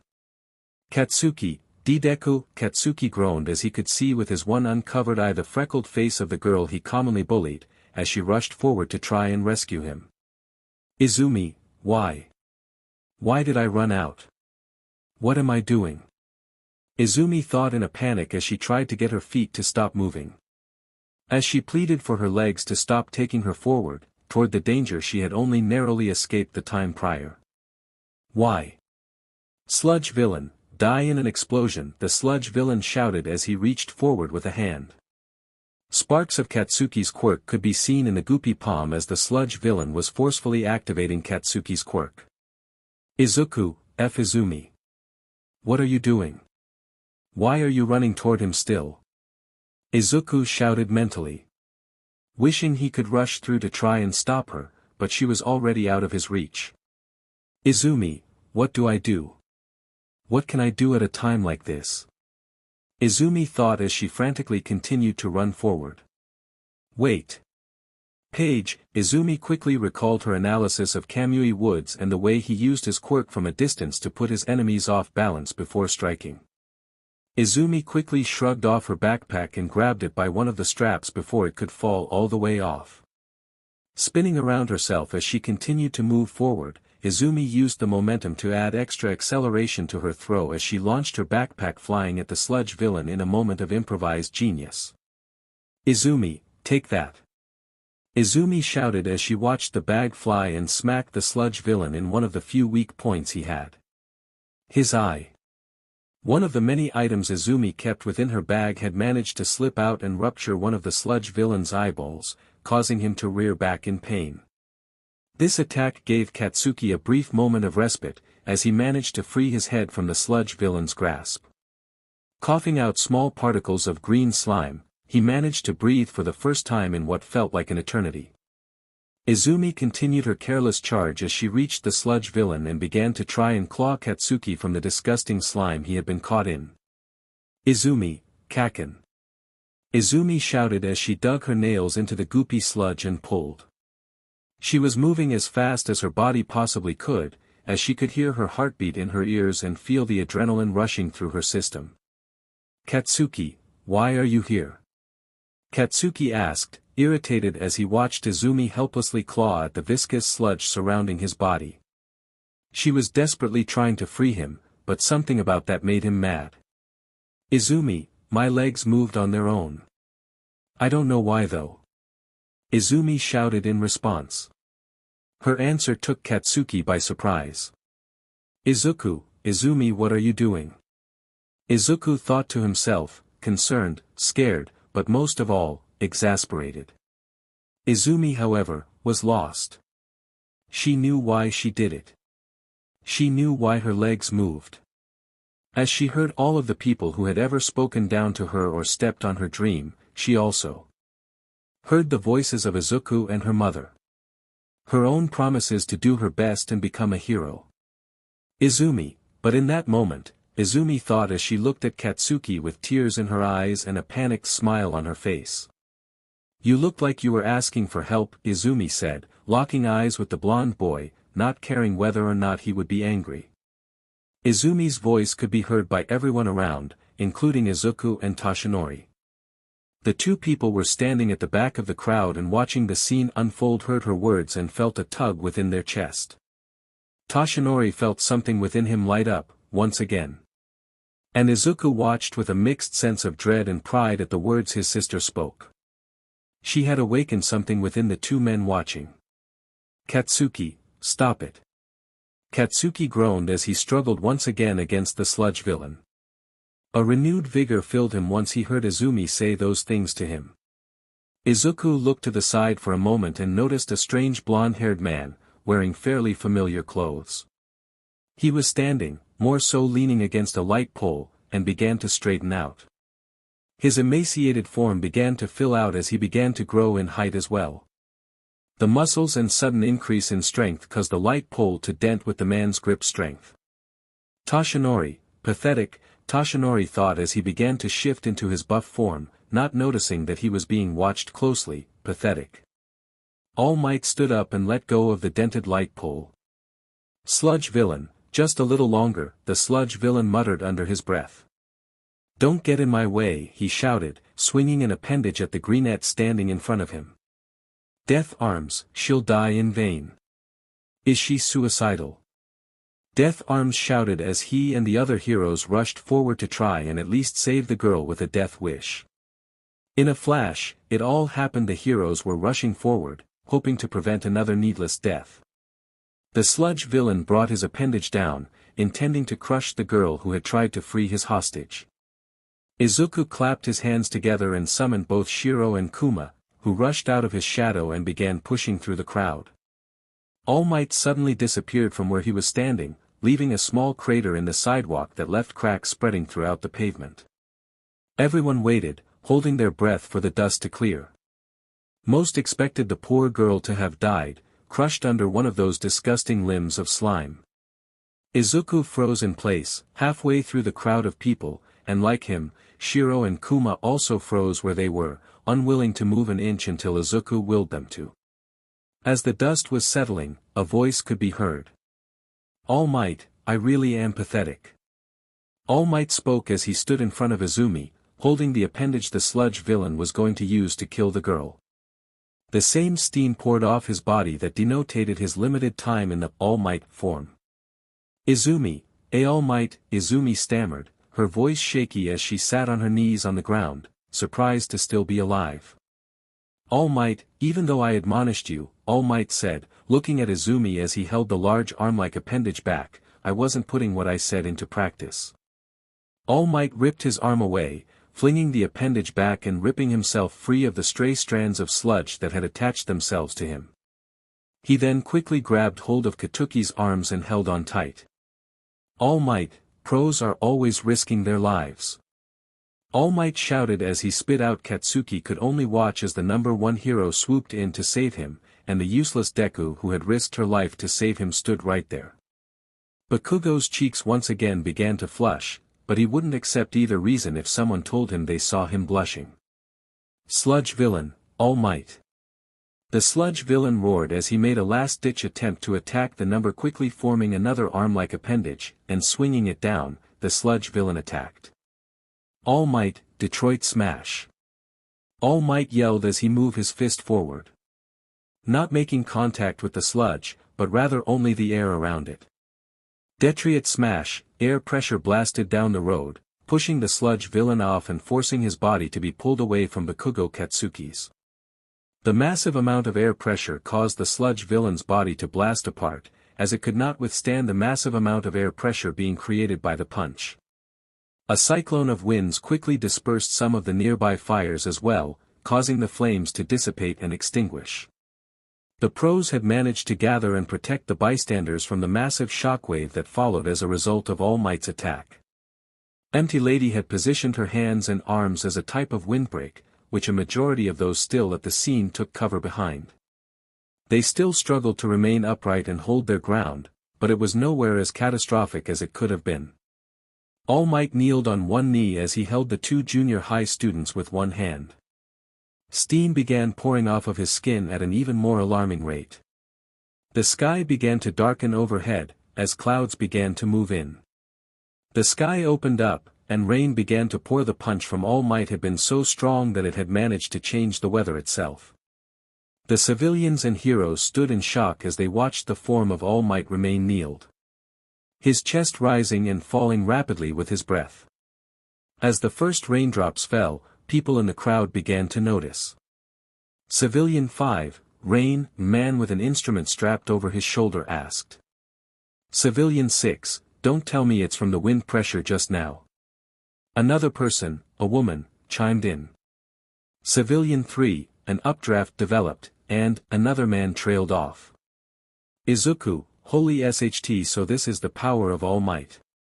Izuku thought, taking advantage of the attention being on All Might to recall Shiro and Kuma to his shadow before anyone asked too many questions. Death Arms, he made. Death Arms spoke, his voice almost reverent. Clouds. All Might stood up after setting Katsuki and Izumi onto the ground safely. Unconscious, but safe. As All Might stood tall, people began to cheer and applaud the man for his act of heroism. Calling out and noting that he was able to change the weather, with only a fist. All Might stood in the center of the heavily damaged and destroyed area. Struggling to keep himself standing, and almost stumbling back, All Might raises his left hand. Putting a fist up toward the sky in a pose of strength and victory. Cheers surround him as people clap and call out in praise. All Might turned over his shoulder to look at the crowd with his signature smile for all to see.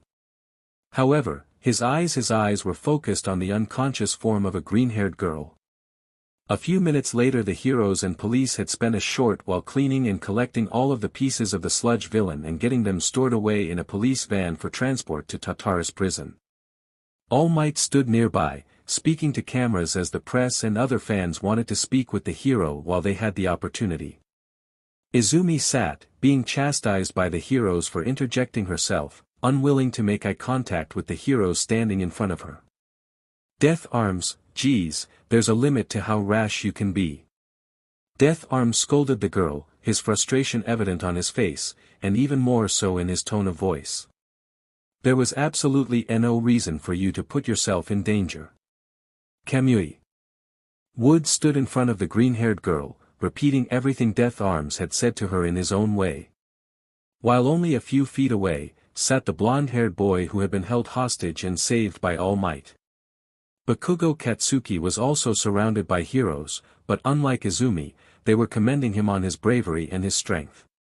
Proclaiming that, he could easily be a hero with a quirk like his.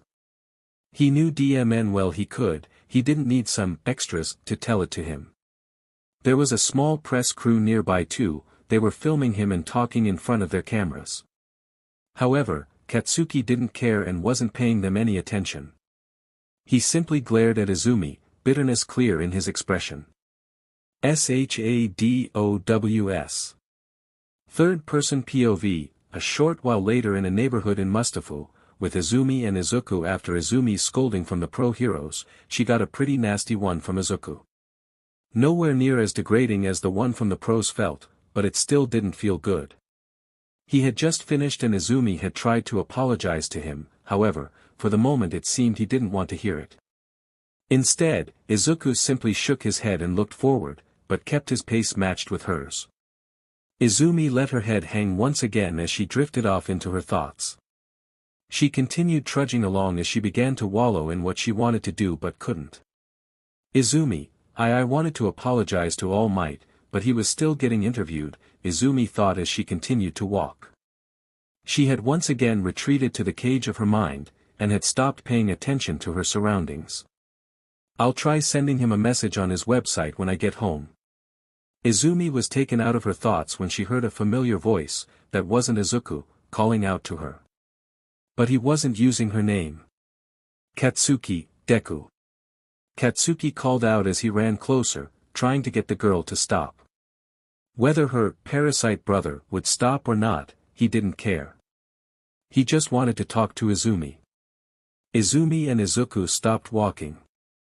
Izumi let out a light gasp before turning around, and Izuku looked over his shoulder. Both of them saw the blonde boy running toward them while breathing heavily. Izuku could see a vein popping on his forehead and figured he would just start screaming at them again. But when Katsuki came to a stop, he just caught his breath and looked at the Izumi for a moment, completely ignoring Izuku's existence. But then it started. Katsuki, I never asked you for help. Katsuki yelled as he lowered his head and balled his fists. Izuku, his anger was still there, he just needed a moment for it to surface. He really is like AF Pomeranian, Izuku thought, staring at the boy who Izumi had risked her life to try and save. Katsuki, and you didn't help me. Bakugo continued.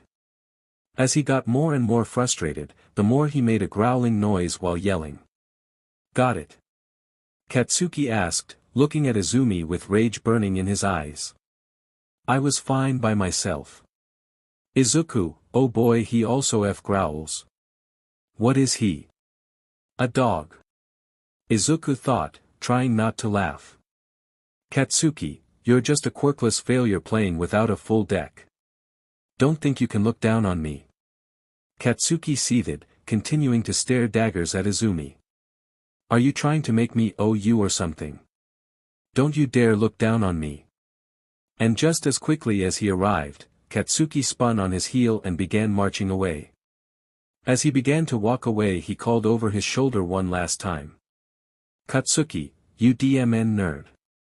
Katsuki didn't look back, and it was a good thing too. Izuku couldn't keep a straight face at the way he was stomping away like a toddler, and Izumi was just barely managing to hold it together on her own. Izumi, toughness, Izumi muttered, it's like Kaken said, it's not like I accomplished anything, or even changed anything. Izumi thought to herself. Watching the blonde boy stomp away in a ridiculous manner. But I'm glad. Izumi thought, letting her head hang once again, now I can think of a realistic future, Izumi muttered. Izuku, a realistic future, what does that mean?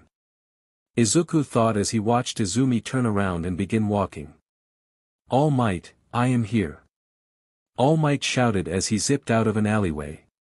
Izumi, All Might. Izumi stammered, surprised to see the hero once again. Why are you here? Izuku, oh, it's All Might. Izuku said, unenthused. Weren't you surrounded by reporters until just now, All Might, ha ha ha ha. All Might laughed heartily, getting away from them was a piece of cake. All Might gave a small two-finger salute to the two greenettes. Why?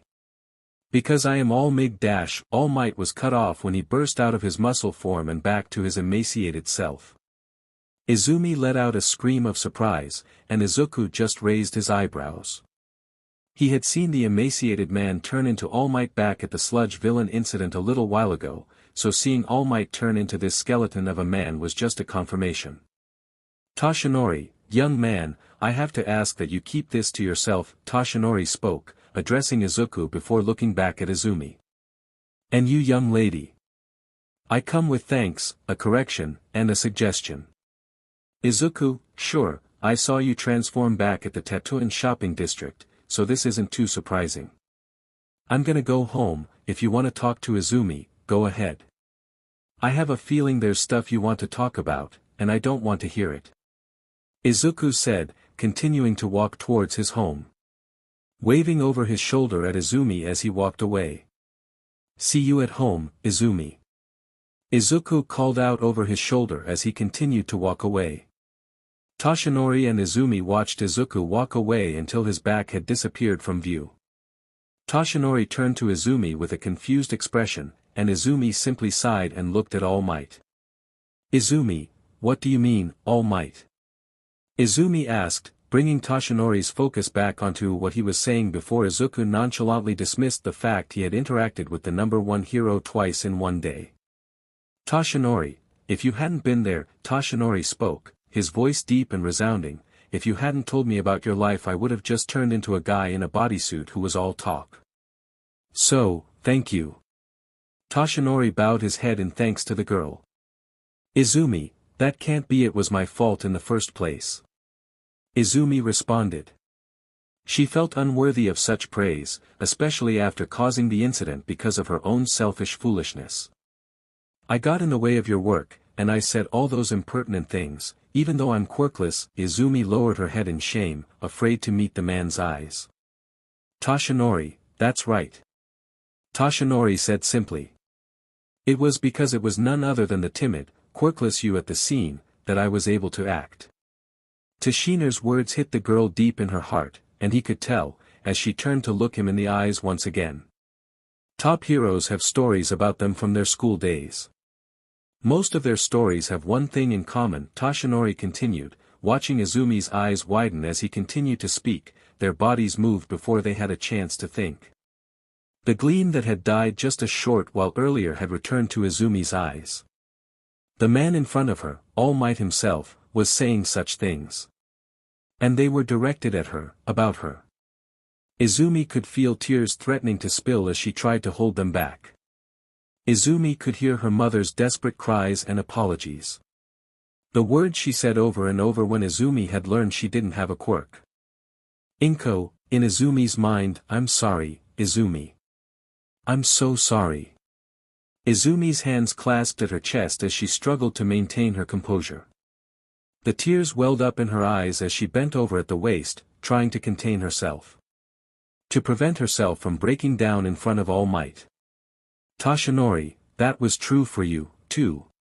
Wasn't it? Toshinori asked with a slight smile, as he looked at the girl standing in front of him. The girl was barely holding it together, as Toshinori saw droplets of water fall from the tip of her nose to the ground below. Izumi, yeah, Izumi managed to choke out, through her gritted teeth and with her eyes squeezed shut. The tears continued to flow freely as Izumi collapsed to her knees and sobbed.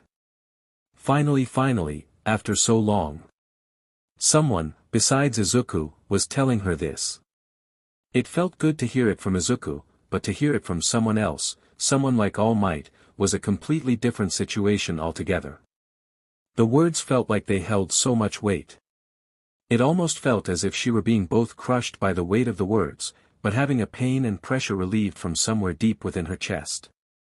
She got to hear the words she wanted to hear for such a long time. Toshinori, you can become a hero.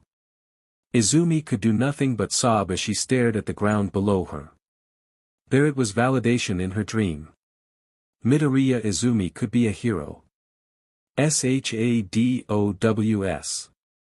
Shadows, 110, divine dogs, 2 wolves, 1 white and 1 black, which manifest from the wielder's shadow. Summoned by performing a wolf hand seal, or shadow puppet. Both are capable of tearing humans and animals apart with their fangs and devouring them. Each of the dogs can detect enemies and items and notify their MSTR when one is close. Their tracking abilities allow them to find lost allies and locations as well. Dash.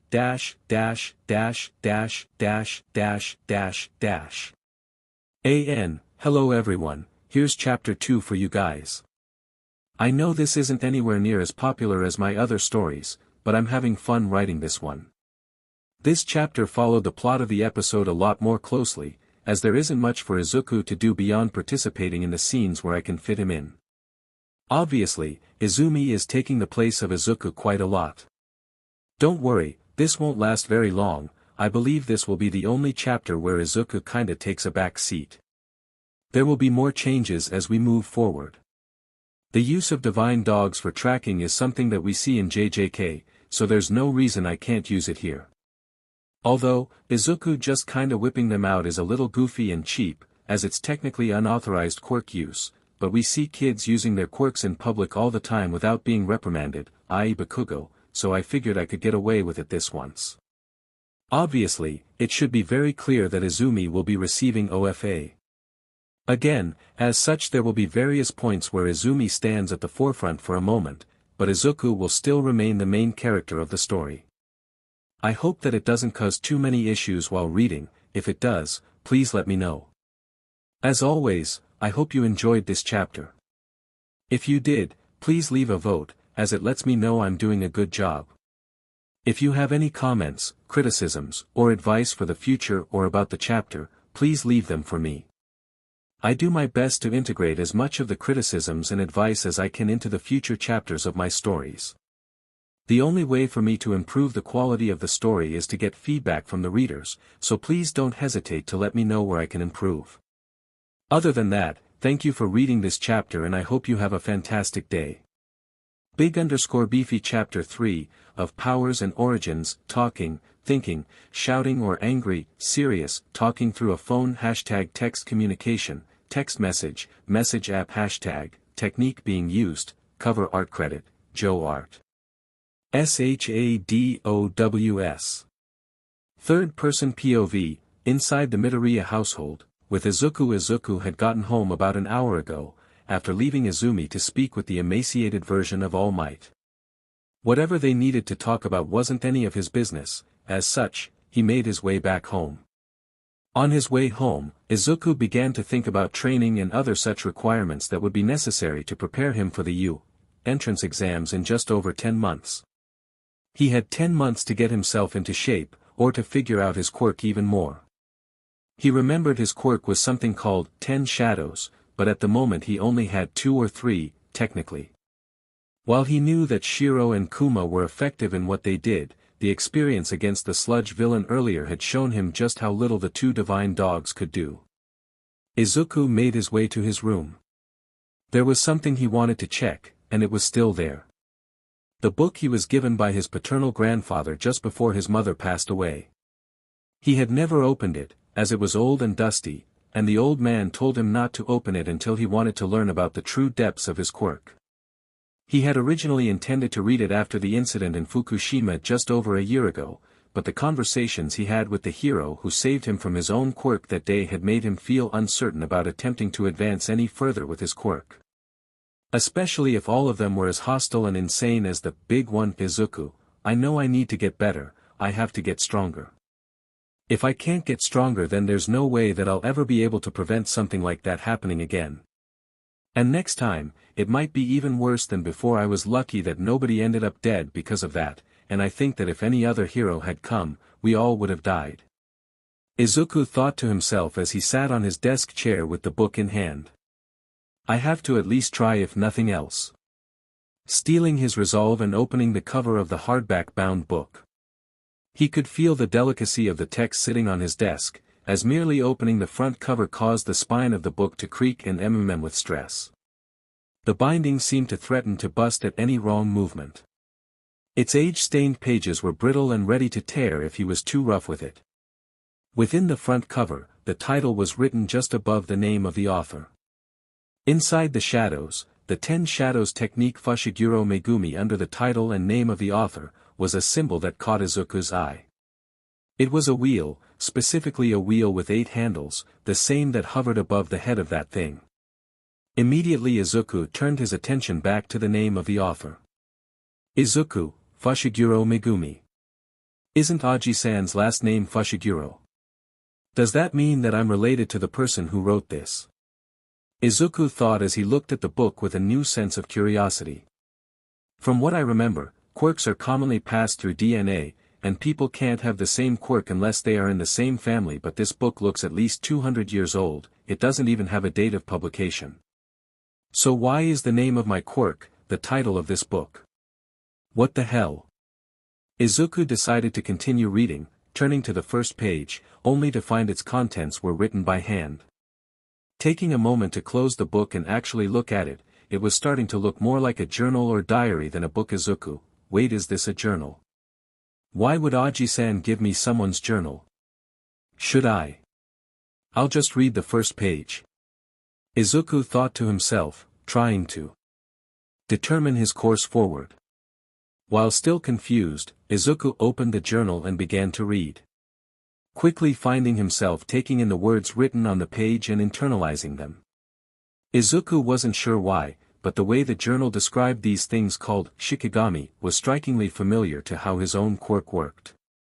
But this didn't say anything about quirks or meta abilities, as they were called during the dawn of quirks in the early 2020s. Instead, it spoke about something called cursed energy and sorcerers. It almost made Izuku laugh. This was ridiculous, it seemed like some fantasy novel or some sort of power from a video game. But the scarily accurate description of Shiro and Kuma, or as the book called them, divine dogs, kept him soberly engaged in his reading. It took him a short while to finish what could be called the foreword, after which, Izuku needed to take a moment to breathe. There was a lot of strange new information being presented to him, stuff that seemed like it came out of a manga, but it was ever so real. He needed time to process all of it before he dared venture deeper into his research. He realized that there was no way that this book could be fake or something of the sort. The handwriting was clearly on the pages of that book, and its age seemed so authentic. Beyond that, was how accurately it was able to describe his quirk. From its activation requirement to some of its downsides. The book even made mention of that thing, which is what truly sold him on its authenticity. As far as he knew, there had never been any reports of that sort of thing before, and he had searched thoroughly. The feeling of understanding this book provided him was a relief, to say the least. It felt like he had at least some answers, as every time he attempted to go to a quirk therapist, they only ever tried to have him focus on the divine dogs. Even though he had brought up that thing, the only thing they wanted to focus on was Shiro and Kuma. It had always been infuriating. Deciding that now would be an ideal time to take a shower and get relaxed, before Izumi or his Aunt Inko returned and saw him in such a stressed state.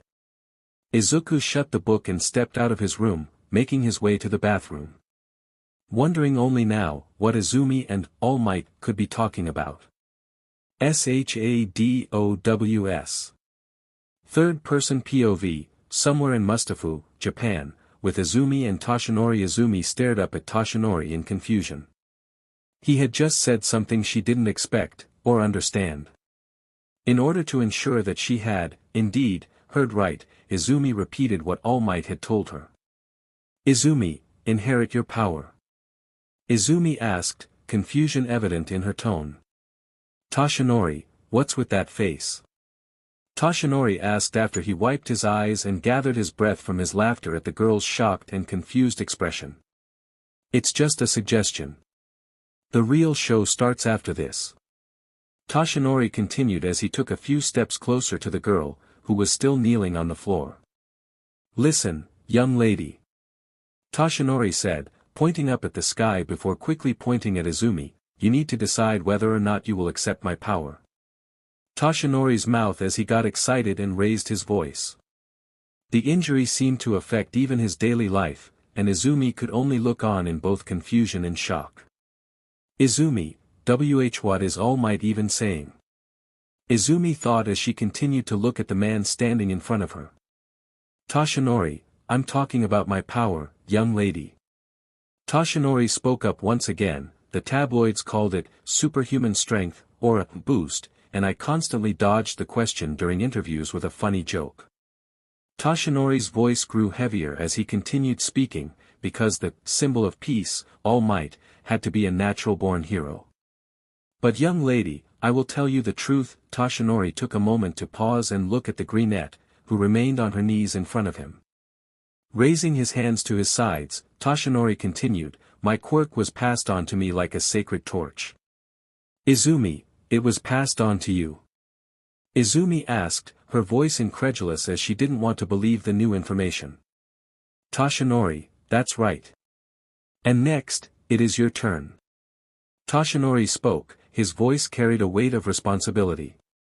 But with that weight of responsibility, Izumi could see the glimmer of hope, the silver lining. A newfound sense of life and purpose had filled the girl's mind and spirit, truly igniting the dwindling flame of her passion and dream. But there were still things that Izumi wanted, she needed to know. Izumi, W8. Wait a minute.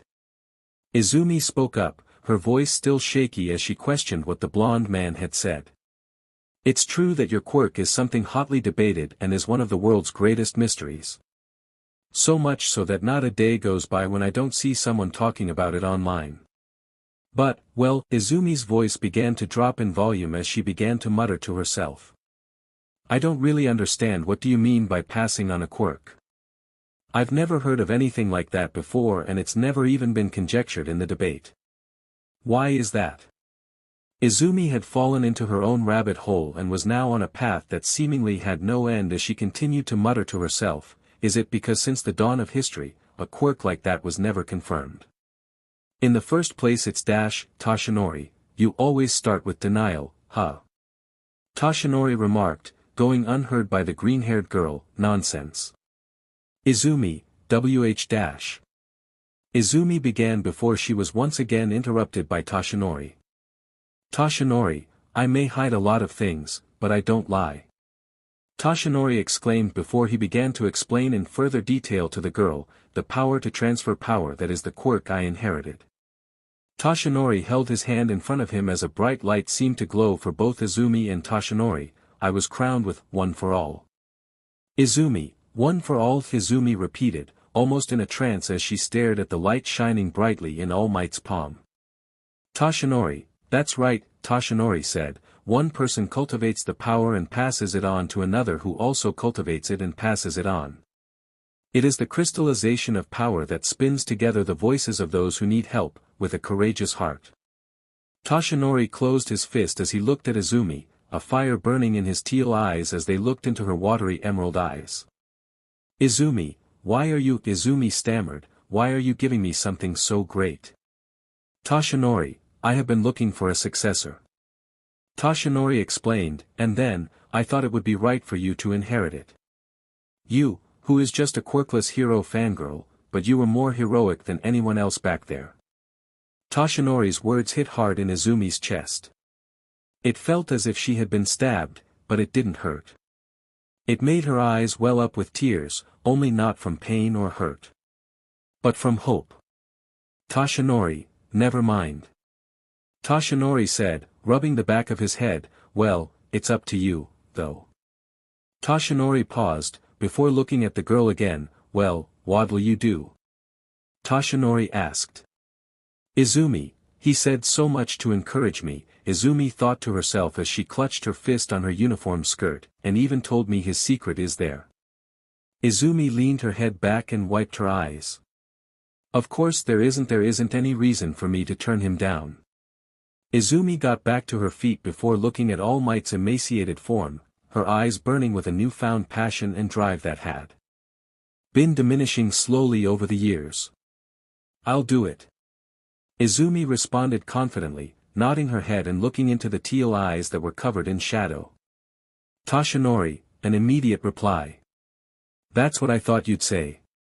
Toshinori said, chuckling slightly to himself as he looked at the determination in Izumi's eyes. But no, it is no easy task to receive this power. Toshinori warned, as the girl only nodded once again, the determination never leaving her eyes. SHADOWS. Third-person POV, a few days later somewhere in Mustafu, with Izuku. Izuku had spent the past couple of days in a confused funk.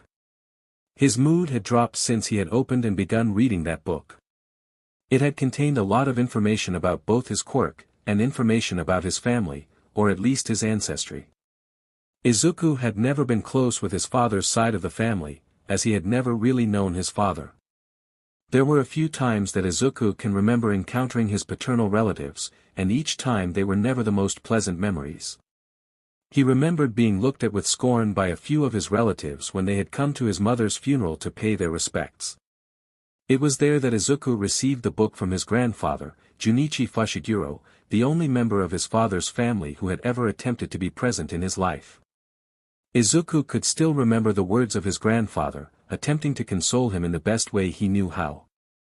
However, after he moved to Mustafu to live with Inko, that entire side of his family fell silent. In the days since their interaction with All Might, Izuku had gone to the public library every day after school.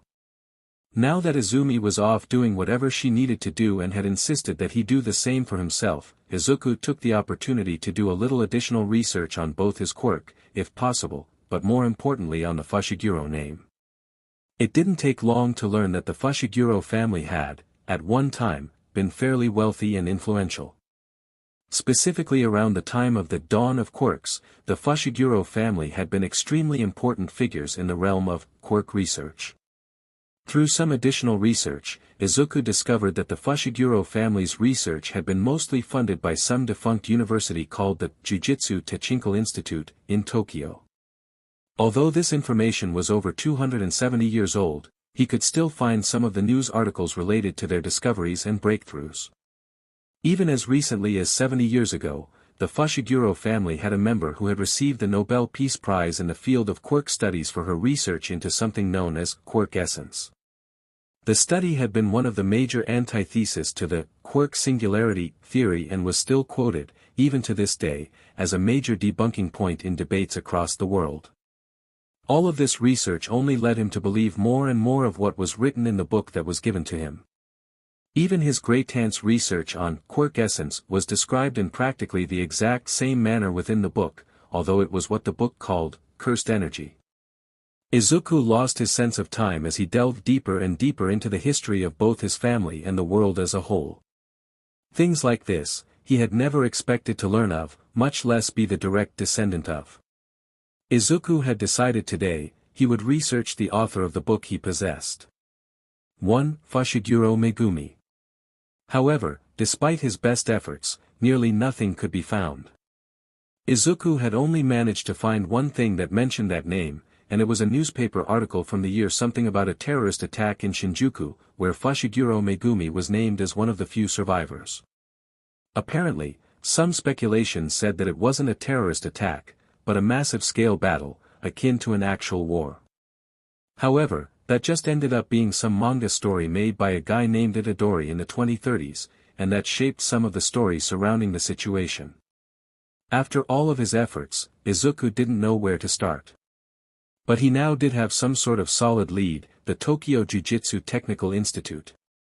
He had looked it up, and the campus, while not open to accepting students, was still kept as a Shinto shrine, with access to a massive library. He figured he might be able to find some sort of record there. If not, it would be a nice place to train. He only had 10 months until the entrance exam, and he wanted to pass at this point, if not only to rub it in Katsuki's face. From what he read, the rest of the campus was still private property that was held by someone, so he should be able to remain undisturbed as long as he went far enough away from the shrine. At the same time, Dagoba Municipal Beach Park, with Izumi and All Might. Izumi had just set down another large piece of trash. She had moved a rather large car door, which was very heavy. Over her shoulder, she could hear All Might continuing to provide encouraging words and motivational shouts. Izumi picked her pace up, from a walk to a jog, in order to get back to the pile and grab another piece of rusted metal. Izumi breathed hard as she pushed her body to its limit and beyond. It was her 4th day at the Dagoba Municipal Beach Park, and also the 4th day of her training. She had met All Might early that morning, as there was no school that day, and started cleaning the beach early. Thinking back on it, Izumi really hoped that All Might knew what he was doing. All Might had contacted her and told her to meet him here a few days ago. Flashback 2 days after the sludge villain incident. Dagoba Municipal Beach Park, with Izumi and All Might. Izumi struggled and strained against the rope she had slipped over her shoulders. She was attempting to move a large, industrial fridge which was heavy on its own, but All Might was sitting on top of it. As she struggled against the difficulty of the sand not supporting her feet evenly and the pain of the ropes cutting into her shoulders, All Might would call out to her, attempting to push her harder. All Might, hey, hey, hey. This is such a comfy fridge to sit on. All Might called out as he squatted atop the fridge. Izumi was struggling to move across the sandy beach. Izumi continued grunting as she strained to move even an inch forward, only to have the sand give way under her feet and cause her to fall face-first onto the beach. Gasping for air after spending so much effort to move the fridge, Izumi could barely turn her head to the side, as she felt like she was dying. All Might, if you could move it even a little, it would be easier. All Might said, looking at Izumi's collapsed form on the sandy beach. Izumi, well yeah, Izumi groaned as she forced her arms under her body and pushed herself off of the ground. I mean, you weigh 274 kilograms, right? All Might, no, All Might responded, sounding almost insulted, I lost weight. So I'm only 255 kilograms now, in this form at least. Izumi could only sigh in response.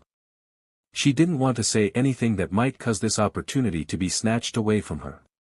Even if it meant doing something like this. Izumi looked around at her surroundings before turning back to the large, muscular blonde man. Izumi, anyway, why am I dragging trash at the beach park? Izumi asked, gesturing to the mountainous piles of garbage and refuse that had gathered on the sandy beach. All Might, ha ha ha ha. All Might laughed before pulling out his phone and snapping a few pictures. All Might then continued, it's 'cause, you know, you're not a proper vessel. Izumi, huh? Izumi asked, tears welling up in her eyes, what you're saying now is the opposite of what you said before.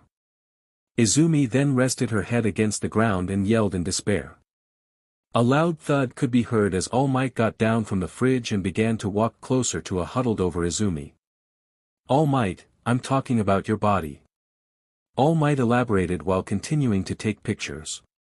All Might's explanation caused Izumi to calm down. Now no longer concerned about being deemed not worthy, and more so confused about what the man was talking about. Turning over her shoulder, Izumi looked at All Might skeptically, waiting for him to continue. All Might, my quirk, one for all, is the fullest physical ability of many people gathered into one. All Might explained, looking at Izumi as she absorbed the information. An unprepared body cannot inherit it fully. The limbs will be blown off and the body will explode. Izumi, the limbs will what? Izumi asked, panicked. Shaking her head to clear it of any doubts or negative thoughts, Izumi then spoke what was on her mind. Then I'm picking up trash in order to train my body. Izumi asked. All Might, yes. All Might responded affirmatively, giving the girl a thumbs up. But that's not all. All Might turned around and began walking back toward the fridge Izumi had been trying to move. After some research on the internet yesterday, I discovered that part of this beach park's coast has been like this for many years. Izumi, yeah, Izumi responded absent-mindedly as she stood up and watched All Might tap the fridge with his knuckle and dent the metal. For some reason, because of the ocean currents, objects tend to drift here a lot. Because of that, people take advantage of that fact to hide their illegal dumping. Izumi looked around her at the sheer amount of trash that had piled up over such a long period of neglect. The local residents don't come near here either. All Might, heroes these days are all after the showy stuff. All Might spoke as he rested his hand on top of the fridge. Originally, All Might's voice showed a little strain as he began to crush the fridge with one hand, like a soda can. Being a hero meant doing volunteer service. Even if people called that boring or whatever. You can't waver from those roots. All Might had finished speaking just as he had finished crushing the fridge into a flattened metal pancake. The amount of force behind All Might's hand was enough to cause a massive gust of wind, which blew away a large chunk of trash and cleared a small portion of the view. Izumi could see the sun rising over the horizon, its light reflecting off the waves as they came into shore. You will restore the horizon for this whole section. All Might announced to Izumi as she stared in awe at the physical prowess All Might had just displayed. That is your first step toward becoming a hero. Izumi's eyes widened, as she turned to look around her. She was stunned, shocked, bamboozled if you please. The massive piles of garbage, most of which were made up of metal and other heavy materials. Izumi breathed in sharply as she looked at the work that was ahead of her. Izumi, my first step. Izumi muttered in disbelief. Clean this, Izumi stammered, lost for words as she looked at the sheer amount of work she had in store. All of it. Izumi shouted in quasi-despair. All Might, young Midorya, you want to go to you, eh, right? All Might asked, looking at the stunned girl. Izumi, yes, Izumi responded quickly, turning to face All Might once again. Yes. Because it's where you went. Izumi brought a hand to her chest, as if to motivate herself, so if I'm going to go I thought it would definitely have to be you, eh, All Might, you're a go-getter fangirl. All Might said boisterously. Turning to look at the sunrise, All Might continued, but I've told you this before. It's not something you can do without a quirk. It's sad, All Might said with a sigh, but that is what the reality is. And you, is the hardest hero course to get into. Meaning, Izumi, in the 10 months until the entrance exam, I have to complete my vessel. Izumi said, moving closer to All Might as she saw some of the logic behind All Might's statements.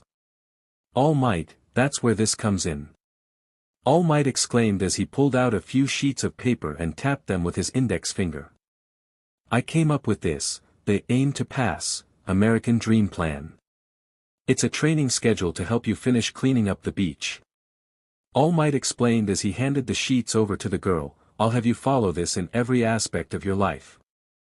Izumi, even Izumi stammered as she shifted through the pages, even the sleep time is included, All Might, frankly, this is a super hard schedule.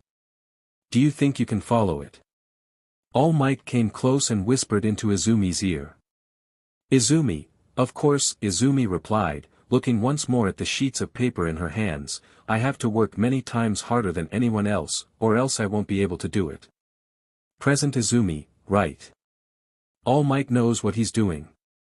Why would I ever doubt him? He's been nothing but supportive and helpful since he talked to me that day after I tried to save Kaken, Izumi thought, wiping her brow of sweat and picking up a tire that had been discarded on the beach. Izumi then continued her jog back to the pile she had been making at the top of the stairs, near a truck that the two used to transport the trash once she had gathered enough of it. A few weeks later in Tokyo, with Izuku had taken the bullet train to Tokyo on the weekend, just like he had the past few weeks.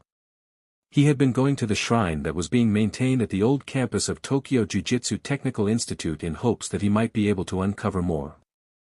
Though he hadn't been able to find anything in the shrine's libraries, he was able to use that space there for something he wanted to try, as the Miko priestesses and priests never ventured too far away from the shrine and the path to and from. Izuku had spent most of these past weeks immersing himself in the book that had been given to him by his grandfather. Learning as much as he could about the basics of his quirk and the various applications and uses it had. A few days ago, he had finished reading the entry for the divine dogs when he discovered that there were more of these shikigami that he had access to. However, he would have to exert some effort to try and unlock that potential he still had within himself. The book spoke about performing an exorcism ritual, in order to subjugate another of these shikigami. It went into detail about how to begin the ritual and what consisted of subjugating. Izuku would have to beat and destroy the shikigami using his quirk essence. Izuku figured that of all places where he might be able to have some space to himself, where he wouldn't have to worry about anyone else, to perform the ritual. Izuku had been spending the past few weeks attempting to get a grasp of the concept of quirk essence, and had been fairly successful.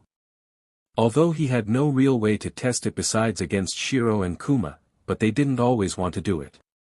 It seemed like the two reacted to Izuku's quirk essence itself, as well. After getting the hang of applying and gathering quirk essence in such a manner that he could theoretically use it in the same way that the book described, cursed energy. While not necessarily relying on his emotions, Izuku noticed the way his quirk energy responded to his will, flaring up when he felt excitement or anger. He had heard that some quirks remained dormant until a certain trigger had been met, and Izuku theorized that it might be that they needed a large emotional trigger to cause enough quirk essence to flare up. Something that was backed up by the study he had discovered a few weeks ago. After about an hour of walking, Izuku had managed to find the shrine, and as such he had managed to reach the campus of Tokyo Jujutsu Technical Institute. Walking around, and moving off of the normal path, Izuku wandered about. Hoping to find a decent area to work on the exorcism ritual, Izuku wandered until he found himself in the middle of a densely wooded area. Deciding that this was a fine spot, Izuku took a deep breath and looked around him. Making sure that no one was around, Izuku brought his hands together in front of him. Forming the shape of a bird with his hands, Izuku recited the words he had memorized from the book. The area around was suddenly darkened, as Izuku had begun the exorcism ritual. Izuku watched his shadow elongate as it began to rise and take shape. Izuku watched as a large owl-like creature with orange feathers and a white mask-like skull took form. Its large wings beat, taking it off of the ground and away from Izuku. Two sets of razor-sharp talons ready themselves to tear through his flesh, and human-like teeth gnash ferally as the bird-like Shikigami stares at Izuku with its piercing golden eyes. Izuku watched closely as it flew overhead, bringing his hands together once again to form the familiar hand puppet of a dog. Divine dogs, from his shadow jumped Shiro and Kuma, both ready for the upcoming fight. Both wolves let out their howls as they watched the large bird-like creature begin its quick descent toward the ground and in the direction of Izuku, its wings sparking with an electric charge. Izuku, ready for the fight ahead, quickly flexed his legs in preparation to jump and grab onto the neck or feathers of the Shikigami.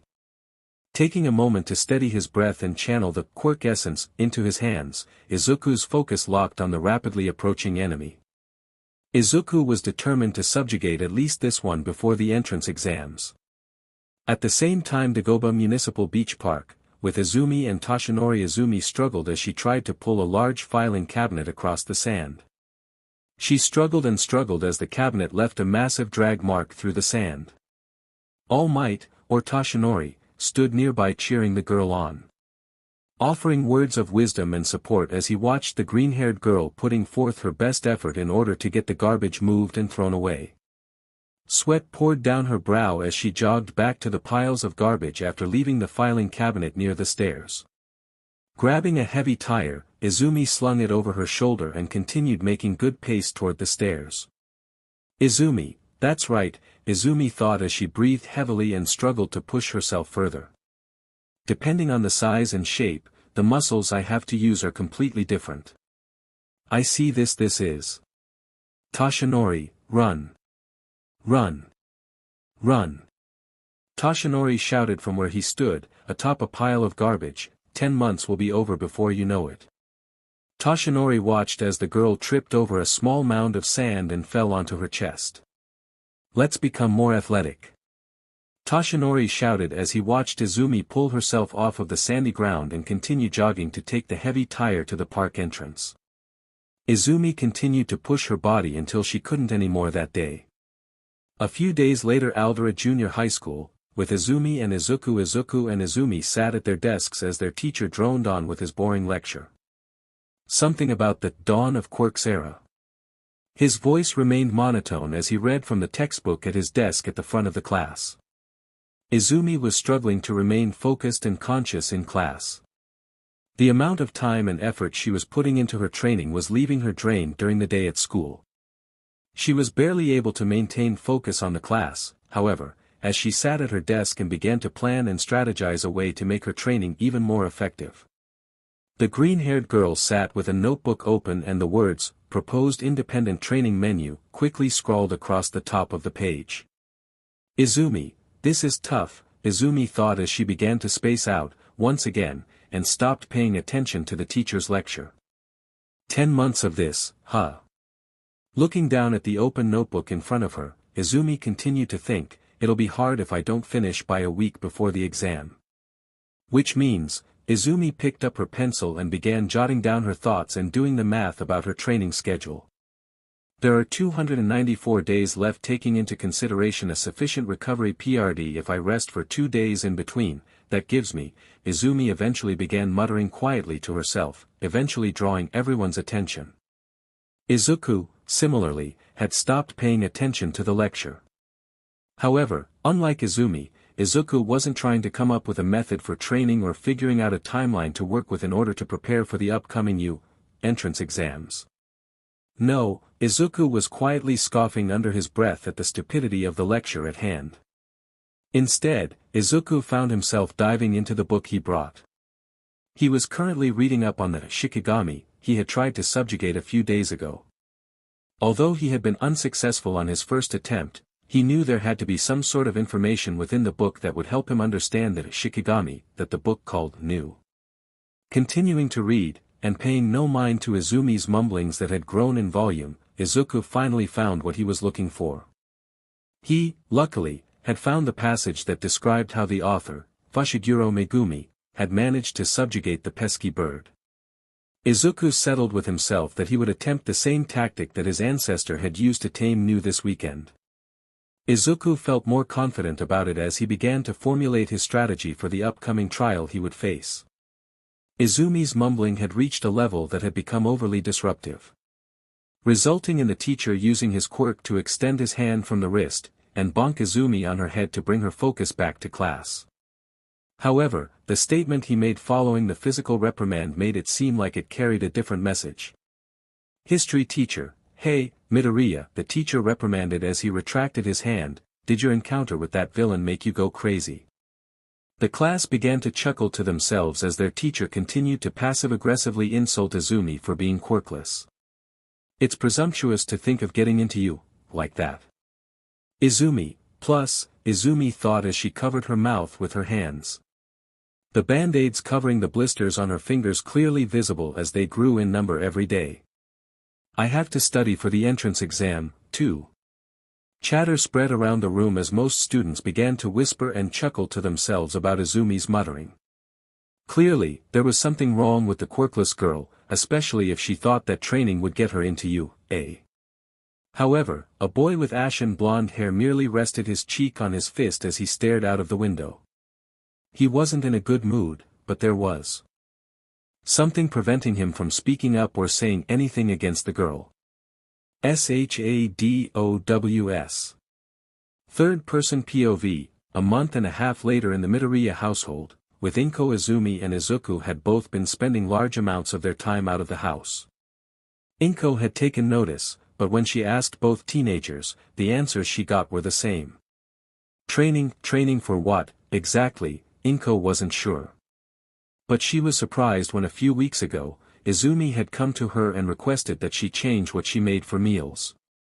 Presenting a written menu to her, Izumi looked at her mother with bright and round eyes, practically pleading with the older woman to comply with the menu. When Inko had asked Izuku what he thought, he had simply replied that she could do it if she wanted. Both of them seemed to be growing rapidly, while Izumi was quickly packing on muscle mass and definition. Izuku seemed to be diving deeper and deeper into his readings and research. He often came home from school and confined himself to his room except for meal times and his daily runs. Inko had noticed that Izuku was spending a lot of time in Tokyo, going to the large city every weekend, without fail. There were times that the boy would come back bruised and slightly bloody, however, Izuku always simply shrugged it off when Inko would ask, claiming that all they were was training injuries.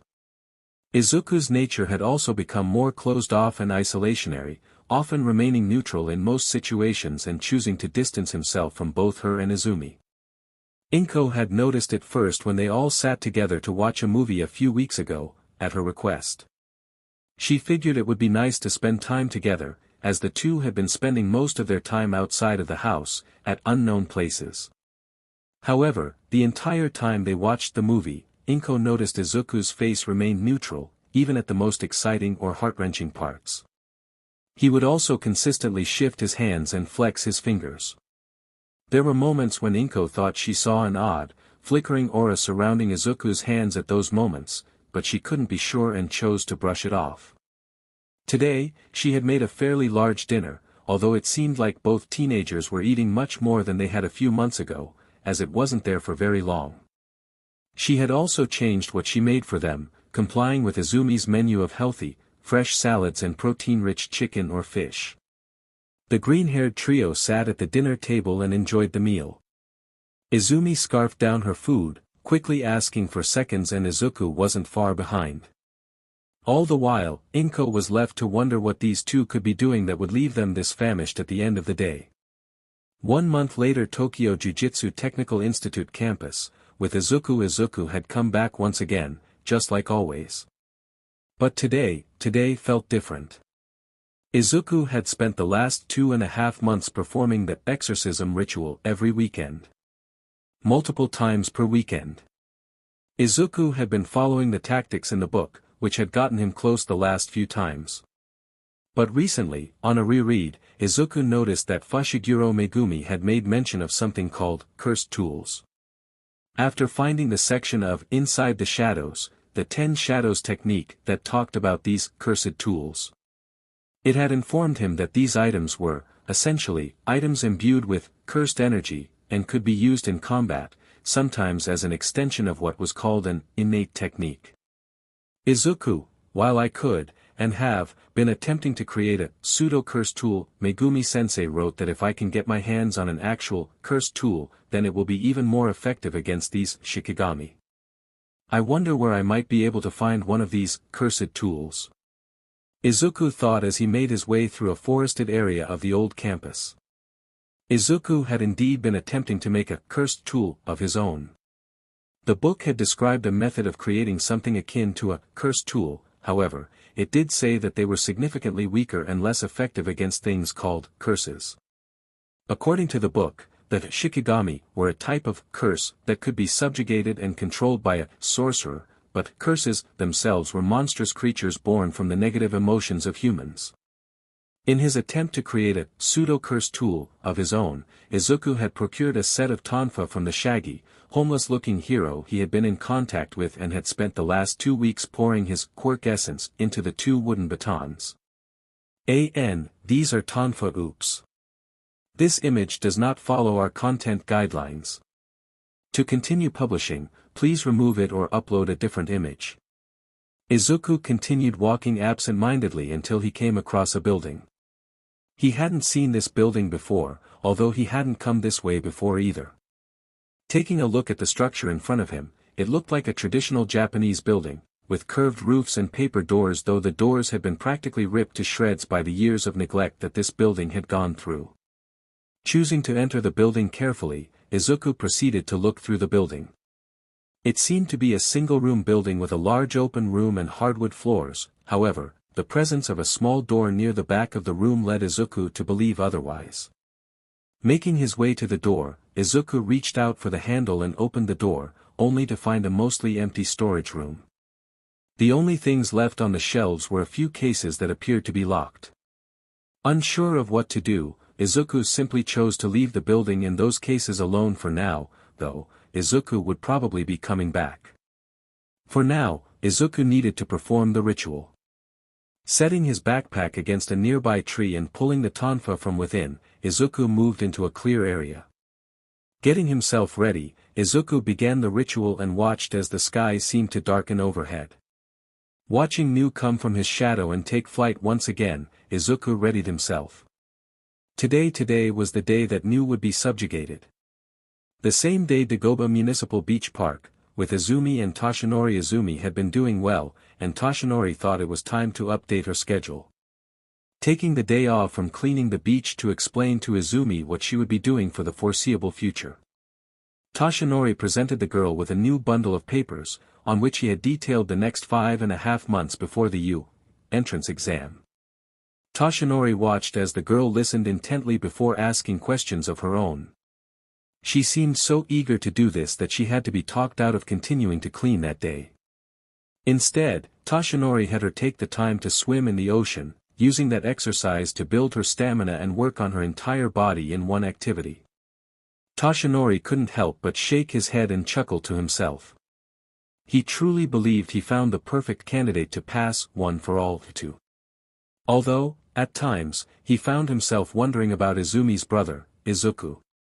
Recalling their interactions on the day of the sludge villain incident and just how nonchalant he had been about everything seemed odd. After all, most kids and teens that he had interacted with as All Might would have gone crazy at the opportunity, but he seemed to disregard All Might completely. It left Toshinori to wonder Tokyo Jujutsu Technical Institute, near an abandoned building, with Izuku had just dodged another attack from Nu. As the bird soared back overhead, the boy breathed a small sigh of relief. The tonfa seemed to be working fairly efficiently against Nu, as the Shikigami showed signs of damage and slowing down. Izuku quickly made the decision to finish this. Divine dogs, summoning both Shiro and Kuma, Izuku once again readies himself for Nu's usual dive bomb attack. As Nu began its rapid descent, Izuku issued commands to Shiro and Kuma before he began to run in the other direction. Forcing Nu to give chase near the ground was Izuku's plan. As Nu reached near ground level, the Shikigami screeched in pain as it felt itself held in place by two large wolves. Their teeth sinking into Nu's legs and forcing it to stay in place as Izuku quickly ran up to the struggling creature and proceeded to savagely bash it with his tonfa, infusing his quirk essence into each strike as Nu screeched louder and louder. Izuku brought the tonfa down one last time, striking Nu on its head and causing it to begin to dissipate, fading back into his shadow. The sunlight, which had been strangely absent from the clearing, began to warm the area as the dark sphere surrounding the area also dissipated. He had successfully managed to subjugate Nu with plenty of time left before the entrance exams, too. Third-person POV, a month and a half later Aldera Junior High, with Izuku and Izumi. The class was busy taking notes as there were only a few more months until the final exams. Most students simply wanted to get this last bit of time done and out of the way so they could focus completely on the entrance exams to whatever high school they intended to attend. Although, for both of the Midoryas, they could care less about the classes occurring around them. Izumi struggled to keep herself awake and focused as she dozed off while taking notes on the teacher's lecture, causing the students around her to turn and look at her in curious observation. The girl looked practically dead, with deep dark circles under her eyes and hair that seemed to get messier and messier as the days went on. Her skin was taking on a slightly darker tone, as she had been spending so much time in the sun, doing her training with All Might. Only one student was looking at her with a different type of curiosity. An ash-blonde boy with piercing red eyes watched from the corners of his eyes as the girl continued to change daily. He hadn't been picking on her, but she also hadn't attempted to talk to him during this time. It was kinda getting on his nerves, the fact that she thought she could simply live her life in delusion simply because she tried to save his life that day. Izuku watched with growing disinterest at the classes occurring around him. He was ready and wanted to try and subjugate the next Shikigami, but for now had relegated himself to training with Nu. While he was getting used to the drain that summoning Nu caused, he was still eager to dive even deeper into his quirk. Especially now that he had some sort of help with it. Izuku simply watched as his teacher droned on, the information entering his mind and seemingly leaving as quickly as it came. Izuku would definitely have to do some studying on his own later, even if he had to force himself to stop reading that book. SHADOWS. Third-person POV, a month and a half later somewhere in Shizuoka Prefecture, with Izumi and Toshinori. Toshinori rode a Segway down the path cutting through the trees. Their autumn leaves painted the surroundings in appealing shades of red, gold, and yellow. Izumi followed close behind, jogging to keep up with the blonde man on the Segway. With a large metal box hoised over her shoulder, Izumi continued to press onward, even as her breathing grew shallow and the world spun around her. Gritting her teeth, Izumi focused on the sensation of each foot hitting the pavement below as she continued moving forward. Until it became too much whump. Toshinori heard a loud thud from behind him and turned to look over his shoulder. After bringing the Segway to a stop, Toshinori stepped off of the vehicle and looked at the girl who was lying on the ground, panting and exhausted. Toshinori, hey, what's wrong? Toshinori asked as he stepped off of the Segway. There are only 3 months left. You won't make it at this rate. Toshinori began to raise his voice as he looked at the girl. She couldn't even pick her head off of the ground. Wanna give up? Wanna take it easy and rest today? Toshinori watched as Izumi forced her arms to pull her forward. Her body was shaking and she had reached total muscle failure way before she was meant to. Toshinori gasped and looked at the girl incredulously. Toshinori, overwork. Toshinori thought as he watched the girl's trembling arms pulling her forward. Her fingertips dragged along the pavement with all of her strength. The aim to pass, American Dream Plan, was adjusted with your body and mind to make sure you'd make it in time for the entrance exam, Toshinori said after letting out a sigh, his gaze sharpening as his voice became steely. You haven't been sticking to the plan, have you? Toshinori asked seriously. Overdoing it will have the opposite effect. Toshinori chastised Izumi, don't you want to get in? Izumi, I do, Izumi responded, her head still against the concrete, but her fists balled up in determination. But I can't just get in, I have to work a lot more than other people. Izumi's response elicited an interested hum from Toshinori, or I won't be able to catch up, Izumi said, continuing to drag her body forward with just her pure drive and willpower. I want to be like you. Izumi said, forcing her arms to push up and support her upper body as she looked at Toshinori, directly into his eyes. I want to become the greatest hero, just like you. Toshinori gasped as he looked at the girl in front of him. She was so different, yet so strikingly similar to the girl he had met 7 months prior, and talked to on the roof of a building after saving her and her brother's life. Those eyes that shone with an innocent, wondrous gleam now burned with her passionate longing to move forward and become a hero. Toshinori, she's looking that far into the future, huh? Toshinori thought as he looked at Izumi. A sense of pride welled up in his chest. Toshinori suddenly buffed up and filled out his cream-colored trench coat and olive slacks. All Might then picked Izumi up by the scruff of her jumpsuit, lifting her off of her knees and hoisting her a few inches above the ground. All Might, you go-getter fangirl, you. All Might said, the pride almost evident in his voice. I like that. But, if that's the case, then you really can't rush things. Especially not now. But I understand your feelings. Leave it to this old guy to adjust your plan accordingly. All Might spoke, slightly shaking Izumi and hoping to bring her back to her senses. Izumi, you're not old. All Might, Izumi choked out. All Might only responded by erupting into laughter. A month and a half later in Tokyo, with Izuku was making his way through Tokyo once again, on his way to the Jujutsu Tech campus, as was his routine. He had been working constantly these past few months, specifically on attempting to finish the production of the pseudo-curse tool he was creating. Izuku had also attempted to subjugate the next Shikigami, with little to no success. There wasn't much time left, and this would be Izuku's last trip to Tokyo for the foreseeable future. With it coming down to the last weeks before the entrance exam, Izuku would need to spend these next few weeks studying and preparing for his finals as well. As much as he wanted it to just be over already, he knew that if he got bad grades on his finals or the entrance exam, he would have spent the last 10 months busting his butt with his training for nothing.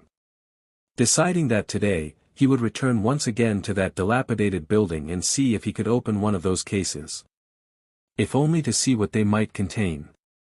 Izuku began to make his way through the city streets until he reached the familiar pathway leading to the shrine. Izuku then climbed up to the path he had taken to get to that dilapidated building. The boy then traversed an overgrown path weaving between the trees, until he eventually found himself at the familiar building. Once again, Izuku carefully entered the building and made his way to the small door within the one-room building. Opening it slowly, hoping that the rusty metal hinges would continue to hold for just a little bit longer, this would be the last time he came here for a while. After managing to open the door without it falling off its hinges, Izuku looked at the 3 cases that sat on the dusty shelves. While the storage room was dusty, it was curiously untouched by the decay that affected the rest of the building around it. Choosing to grab all 3, Izuku pulled them out of the room and set them on the floor of the main room of the building.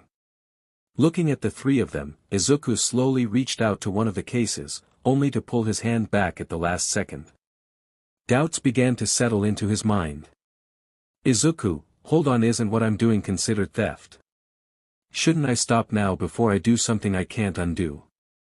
Izuku thought to himself, trying to grapple with his morality at the moment to determine if he should or shouldn't continue. But these things have been in there for who knows how long. And what's more, this building is practically falling apart.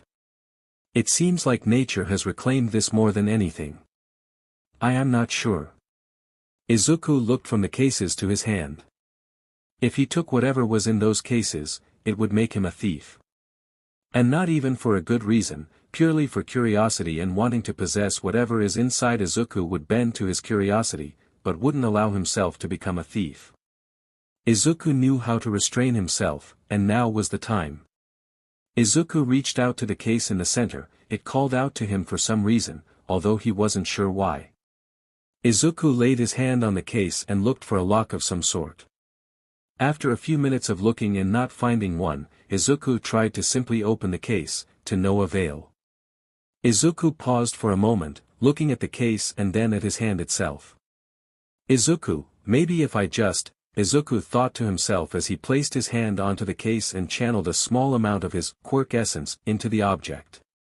Izuku stopped when he heard a curious sound. Click. The morning of the exam in the Midorya household, with Izuku woke up and looked at his alarm clock. It was 5:30 in the morning and time for him to get up and get ready for the entrance exam that day.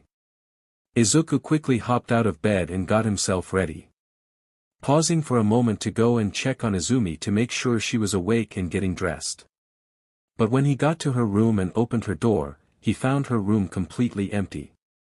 Izumi wasn't here. Shrugging his shoulders, Izuku went back to getting ready before going for a jog to warm up. Izuku had plenty of time to do his morning warm-up and take a quick shower before climbing the hill to get to UA. Izuku quickly stepped out of the door and began his jog around the block. After making it back home, Izuku took a quick shower to clean himself up before he went downstairs to make himself something to eat for breakfast. He knew that Inko wouldn't be up for another hour or so, and decided to make himself something to eat instead of stopping somewhere along his way to get it. At the same time, Dagoba Municipal Beach Park, with Izumi and Toshinori had just parked the truck and stepped out. The brisk February air made his own breath visible in the chilly morning breeze.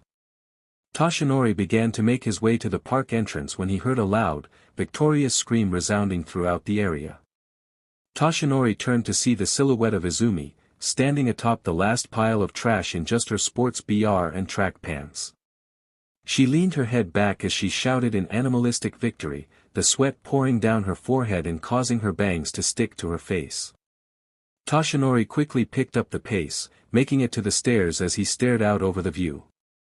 Toshinori, hey, Toshinori said, astounded as he stared out at the clean and sandy beach. She even cleaned outside of where I told her to. Seriously. There's not even a speck of dust left. Seriously.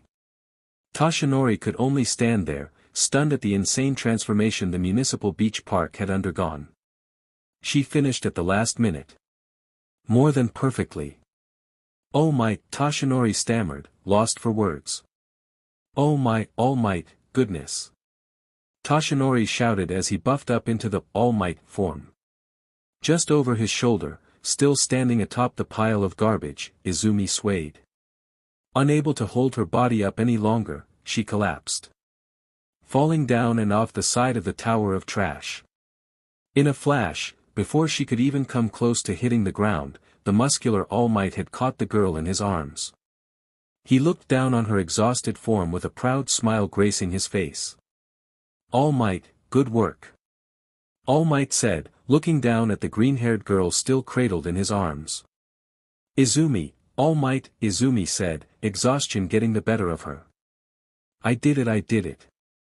All Might, yeah, you surprised me, you joker.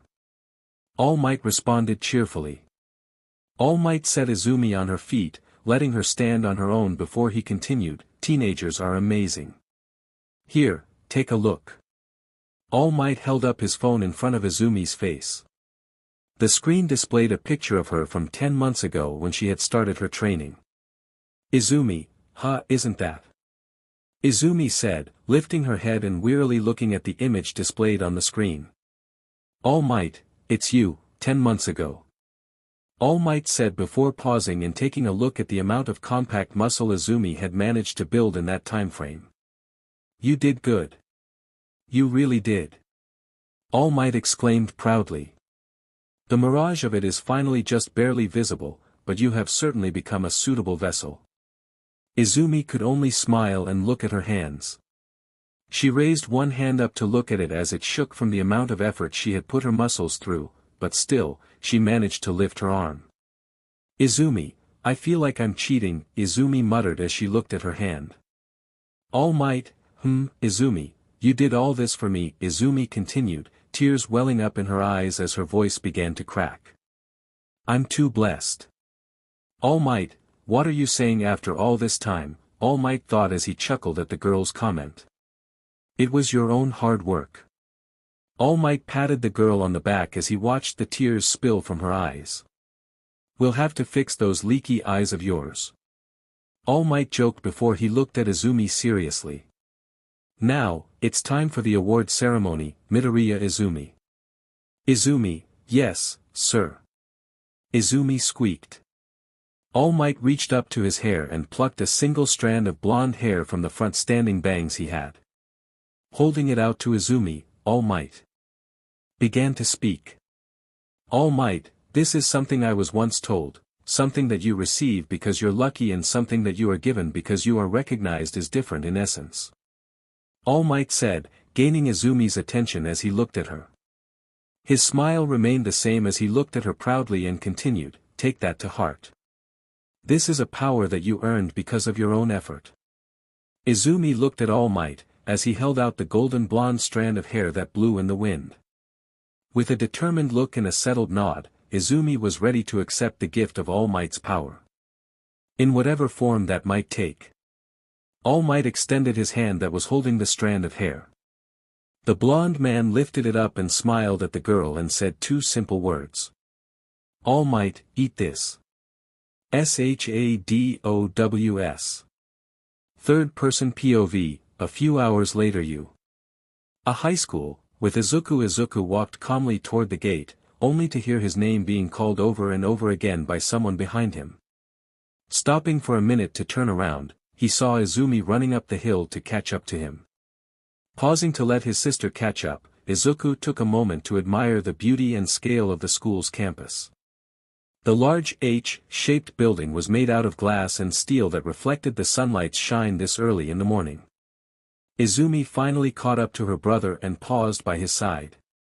Breathing deeply as she jogged most of the way here and then ran to catch up to Izuku, Izumi rested her hands on her knees for a moment before looking up at Izuku.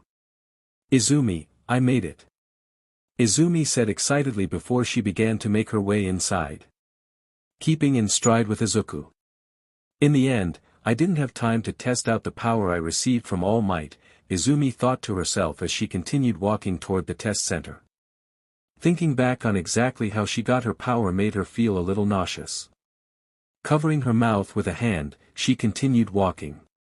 Izuku trailed only a few steps behind his sister. While he didn't have anything wrong with walking side by side with the girl, she was just moving at a much faster pace than he wanted to. As far as Izuku was concerned, there was still time until the test started. Izuku paused for a moment as Izumi stopped walking and muttered something to herself. It was hard to make out, but Izuku couldn't deny that what he heard was outlandish at best. Izumi, I swallowed the hair, but did I really receive his power?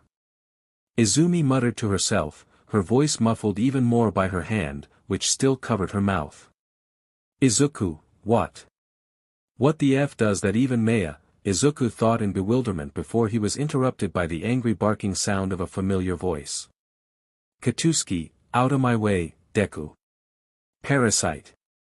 Bakugo Katsuki, the ash-blonde boy from their neighborhood and middle school. Izumi, oh, Kaken. Izumi said as she turned over her shoulder to greet the boy. Katsuki, don't stand in front of me.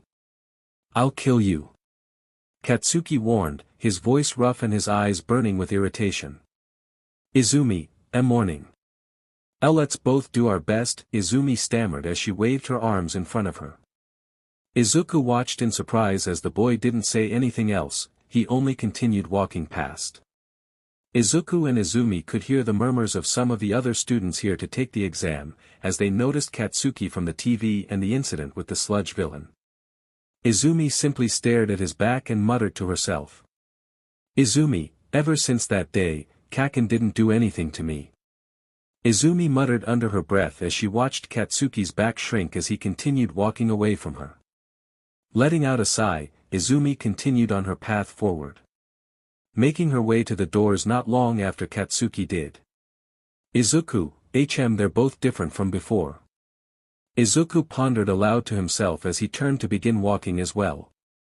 "Welp, remember these past 10 months Izuku, the hard work and hours of your life you dedicated to this. The deals you made with that hobo to get you the stuff you needed. This is meant to be my first step," Izuku thought to himself as he turned and began to walk forward. To being a hero. Izuku stepped forward, only to have his foot catch on his other leg and send him falling face first toward the brick walkway leading toward the main building. "Izuku, or I'll just die." Izuku thought as he watched the rapidly approaching brick walkway. Until all of a sudden, he had stopped and was floating in midair. Izuku was confused and stunned as he stared at the ground, not getting any closer, but not getting any further. It was then that he heard it. "Are you all right?" a cheery female voice asked. Izuku immediately began to slightly panic, as he couldn't feel the ground under his feet either. He was just sort of suspended in midair. He began to kick his legs and try to adjust his body but to no avail. He just ended up looking a little bit stupid. Izuku then turned to the side and saw the person who had spoken to him, and likely was the one responsible for the new disorienting feeling in his inner ear. She reached out and grabbed him, setting Izuku onto his feet before letting go and pressing her hands together. "It's my quirk. Sorry for using it without asking first," the girl said. She had chestnut brown hair cut into a bob and a permanent blush on her cheeks. As she pressed her hands together, Izuku noticed the padding on the tips of her fingers. The girl flashed him a bright smile before continuing, "Ping her head to the side, but it'd be bad luck if you fell, right?" Izuku didn't respond. He didn't know how to respond. A slight pink made its presence on his cheeks as he looked at her cheerful manner and listened to her speak. "Aren't you nervous?" she said, smiling at Izuku once again. Before Izuku could respond, however, she continued speaking again, "Let's do our best. See ya." The brunette then turned on her heel and made her way up the steps to the doors of and inside. Leaving Izuku standing there, stunned and speechless. "Izuku, I just talked to a cute girl." Izuku thought to himself. Izuku had indeed not spoken a word. Izuku gathered himself and quickly made his way into the examination hall. Finding his seat next to Izumi, Izuku quickly made himself comfortable and readied himself for whatever would be on the written exam. Izuku sat patiently in his seat in the auditorium-like exam room as he waited for it to start. After a few moments, a massive screen showed the logo and drew everyone's attention toward the front of the hall. A few seconds later, a figure with spiked blonde hair and leather clothes stepped onto the stage and began to speak. "For all you examinee listeners tuning in, welcome to my show today," the man said, his voice resounding throughout the entirety of the exam hall, seemingly without any type of microphone amplification. "Everybody say, hey." The man turned his head and put a hand up to his ear in anticipation of a roaring response from the crowd of examinees, only to be left standing in absolute silence. "What a refined response," the man says after a fake couch into his hand. "Now then, I'll quickly present to you the rundown on the practical exam. Are you ready?" The man once again called out, hoping for some sort of response. After receiving none, he shrugged, slightly embarrassed. "Izumi, it's the voice hero, present mic, wow." Izumi muttered, her eyes wide and sparkling. Izuku knew this all too well, and knew she was about to begin muttering to herself again. "I listen to him every week on the radio, I'm so moved. All of the teachers at are pro heroes. Izuku and Katsuki, shut up, both said in unison, attempting to get Izumi to be quiet so that she didn't embarrass herself or them. Present mic, as it says in the application requirements, you little listeners will be conducting 10-minute mock urban battles after this. The screen behind present mic changed to show a diagram of the various different testing sites they would have. From A to G, you can bring whatever you want with you. After the written exam, you'll head to the specified battle center, okay? Present mic explained, leaving a break for a crowd response, only to receive silence. Okay. Present mic repeated, hoping for at least something from the examinees. Katsuki, in other words, they won't let you work with your friends, huh? Katsuki said as he looked from his card to Izumi's and Izuku's. Taking a look as well, both Izumi and Izuku noticed that the training centers were different for each examinee nearby even though the examinee numbers were consecutive. Izumi pointed this out in hushed tones to both Katsuki and Izuku. Katsuki, don't look. I'll kill you. Katsuki snarled at Izumi, who had looked over at his card to see that he had been assigned to City A while she was assigned to City B, Tisk, DMN, now I can't crush you. The image on the screen behind present mic had changed. It now displayed a clipart image of a city block, with high-rise towers and large buildings crammed into a relatively small space. Present mic, 3 different types of faux villains are stationed in each battle center. Present mic explained as everyone directed their attention to the handout they had been given about the practical portion of the exam. An image accompanied by the point value appeared on the screen for the 1, 2, and 3 pointers as present mic continued the explanation.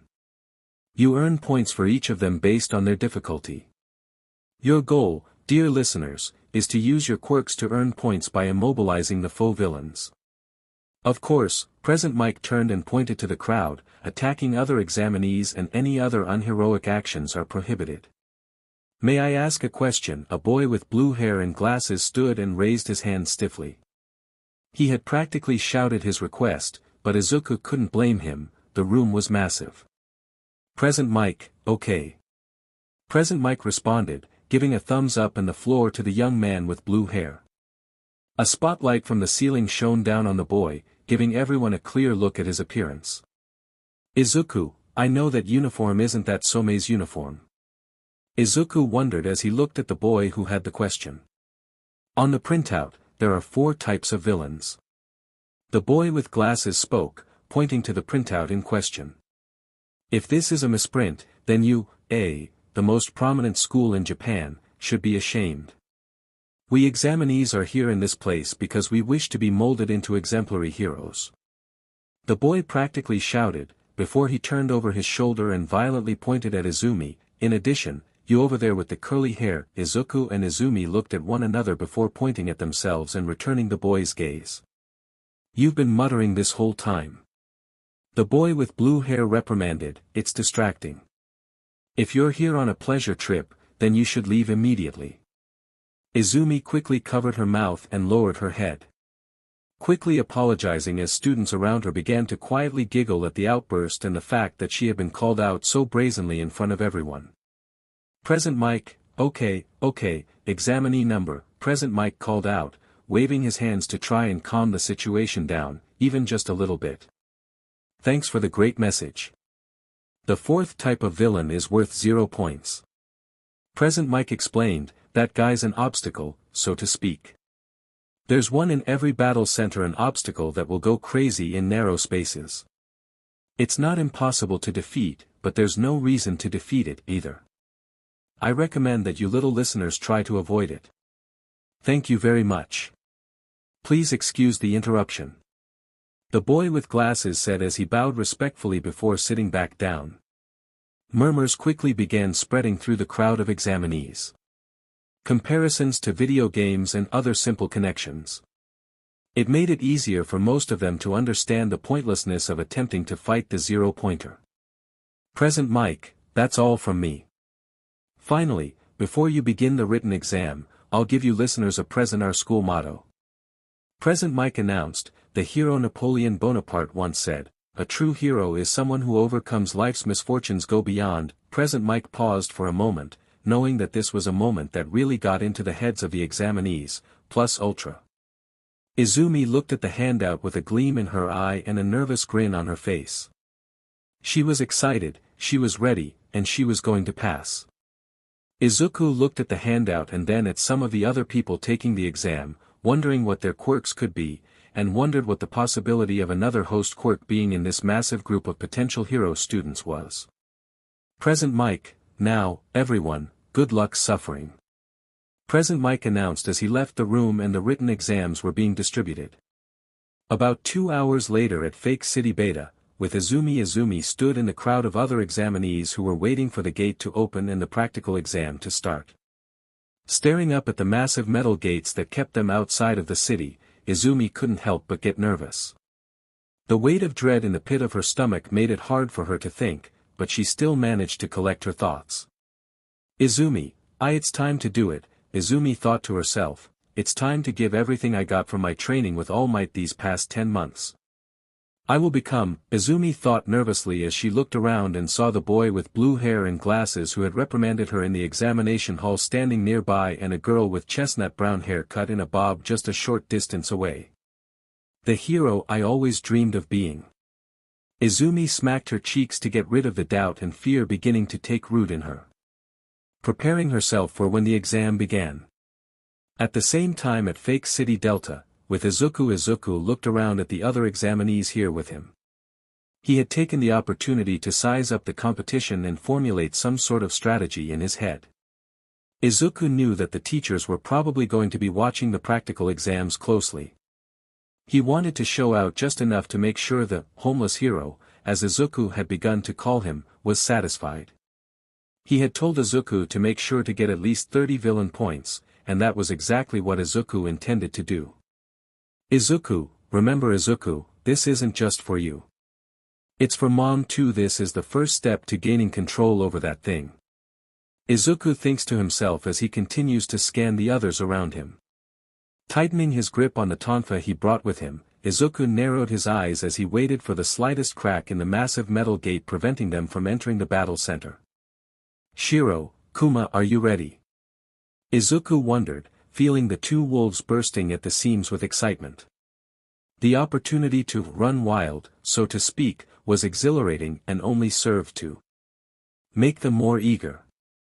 Izuku smiled subtly, rolling up the sleeves of his dark blue tracksuit. The wooden tonfa held securely against his forearms as he rolled his shoulders in a last-second stretch. Ready to rush into the battle center the moment the gate opened. SHADOWS. Shadows, 210, divine dogs, 2 wolves, 1 white and 1 black which manifest from the wielder's shadow. Summoned by performing a wolf hand seal, or shadow puppet. Both are capable of tearing humans and animals apart with their fangs and devouring them. Each of the dogs can detect enemies and items and notify their MSTR when one is close. Their tracking abilities allow them to find lost allies and locations as well. New, a winged Shikigami armed with great speed and electric shock wings. Summoned by performing a bird hand seal, or shadow puppet. It can support its MSTR by carrying them while flying to increase their mobility, and can attack with its heavy wings charged with electricity, shocking anyone it hits and leaving them temporarily paralyzed. It's especially effective for taking opponents posted in high places off guard or in combination attacks with other Shikigami. In addition to basic offensive applications, new speed and wings can also be used defensively to shield its MSTR from harm.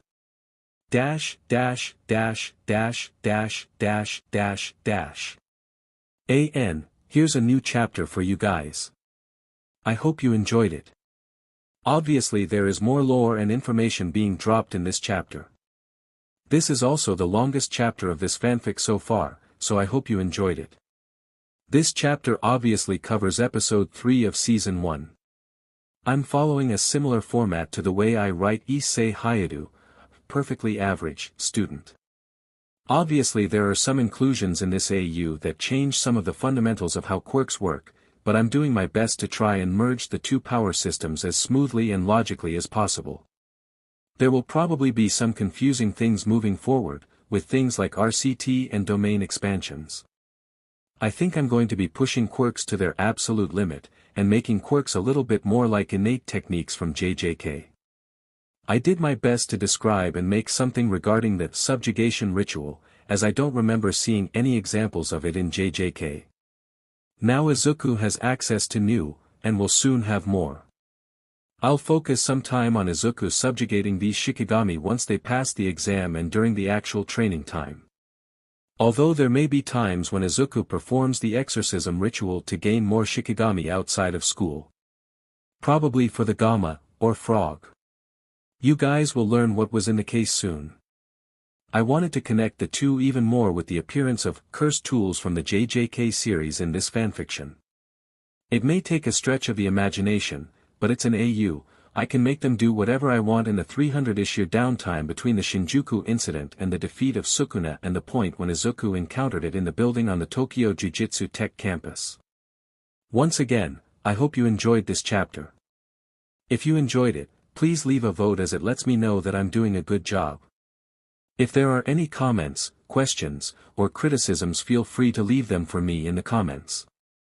I do my best to not only read all of the comments, but I try to include the advice and criticism I get in future chapters. As always, I hope you guys enjoyed reading and I hope you have a fantastic day. Thank you for reading. Big_Beefy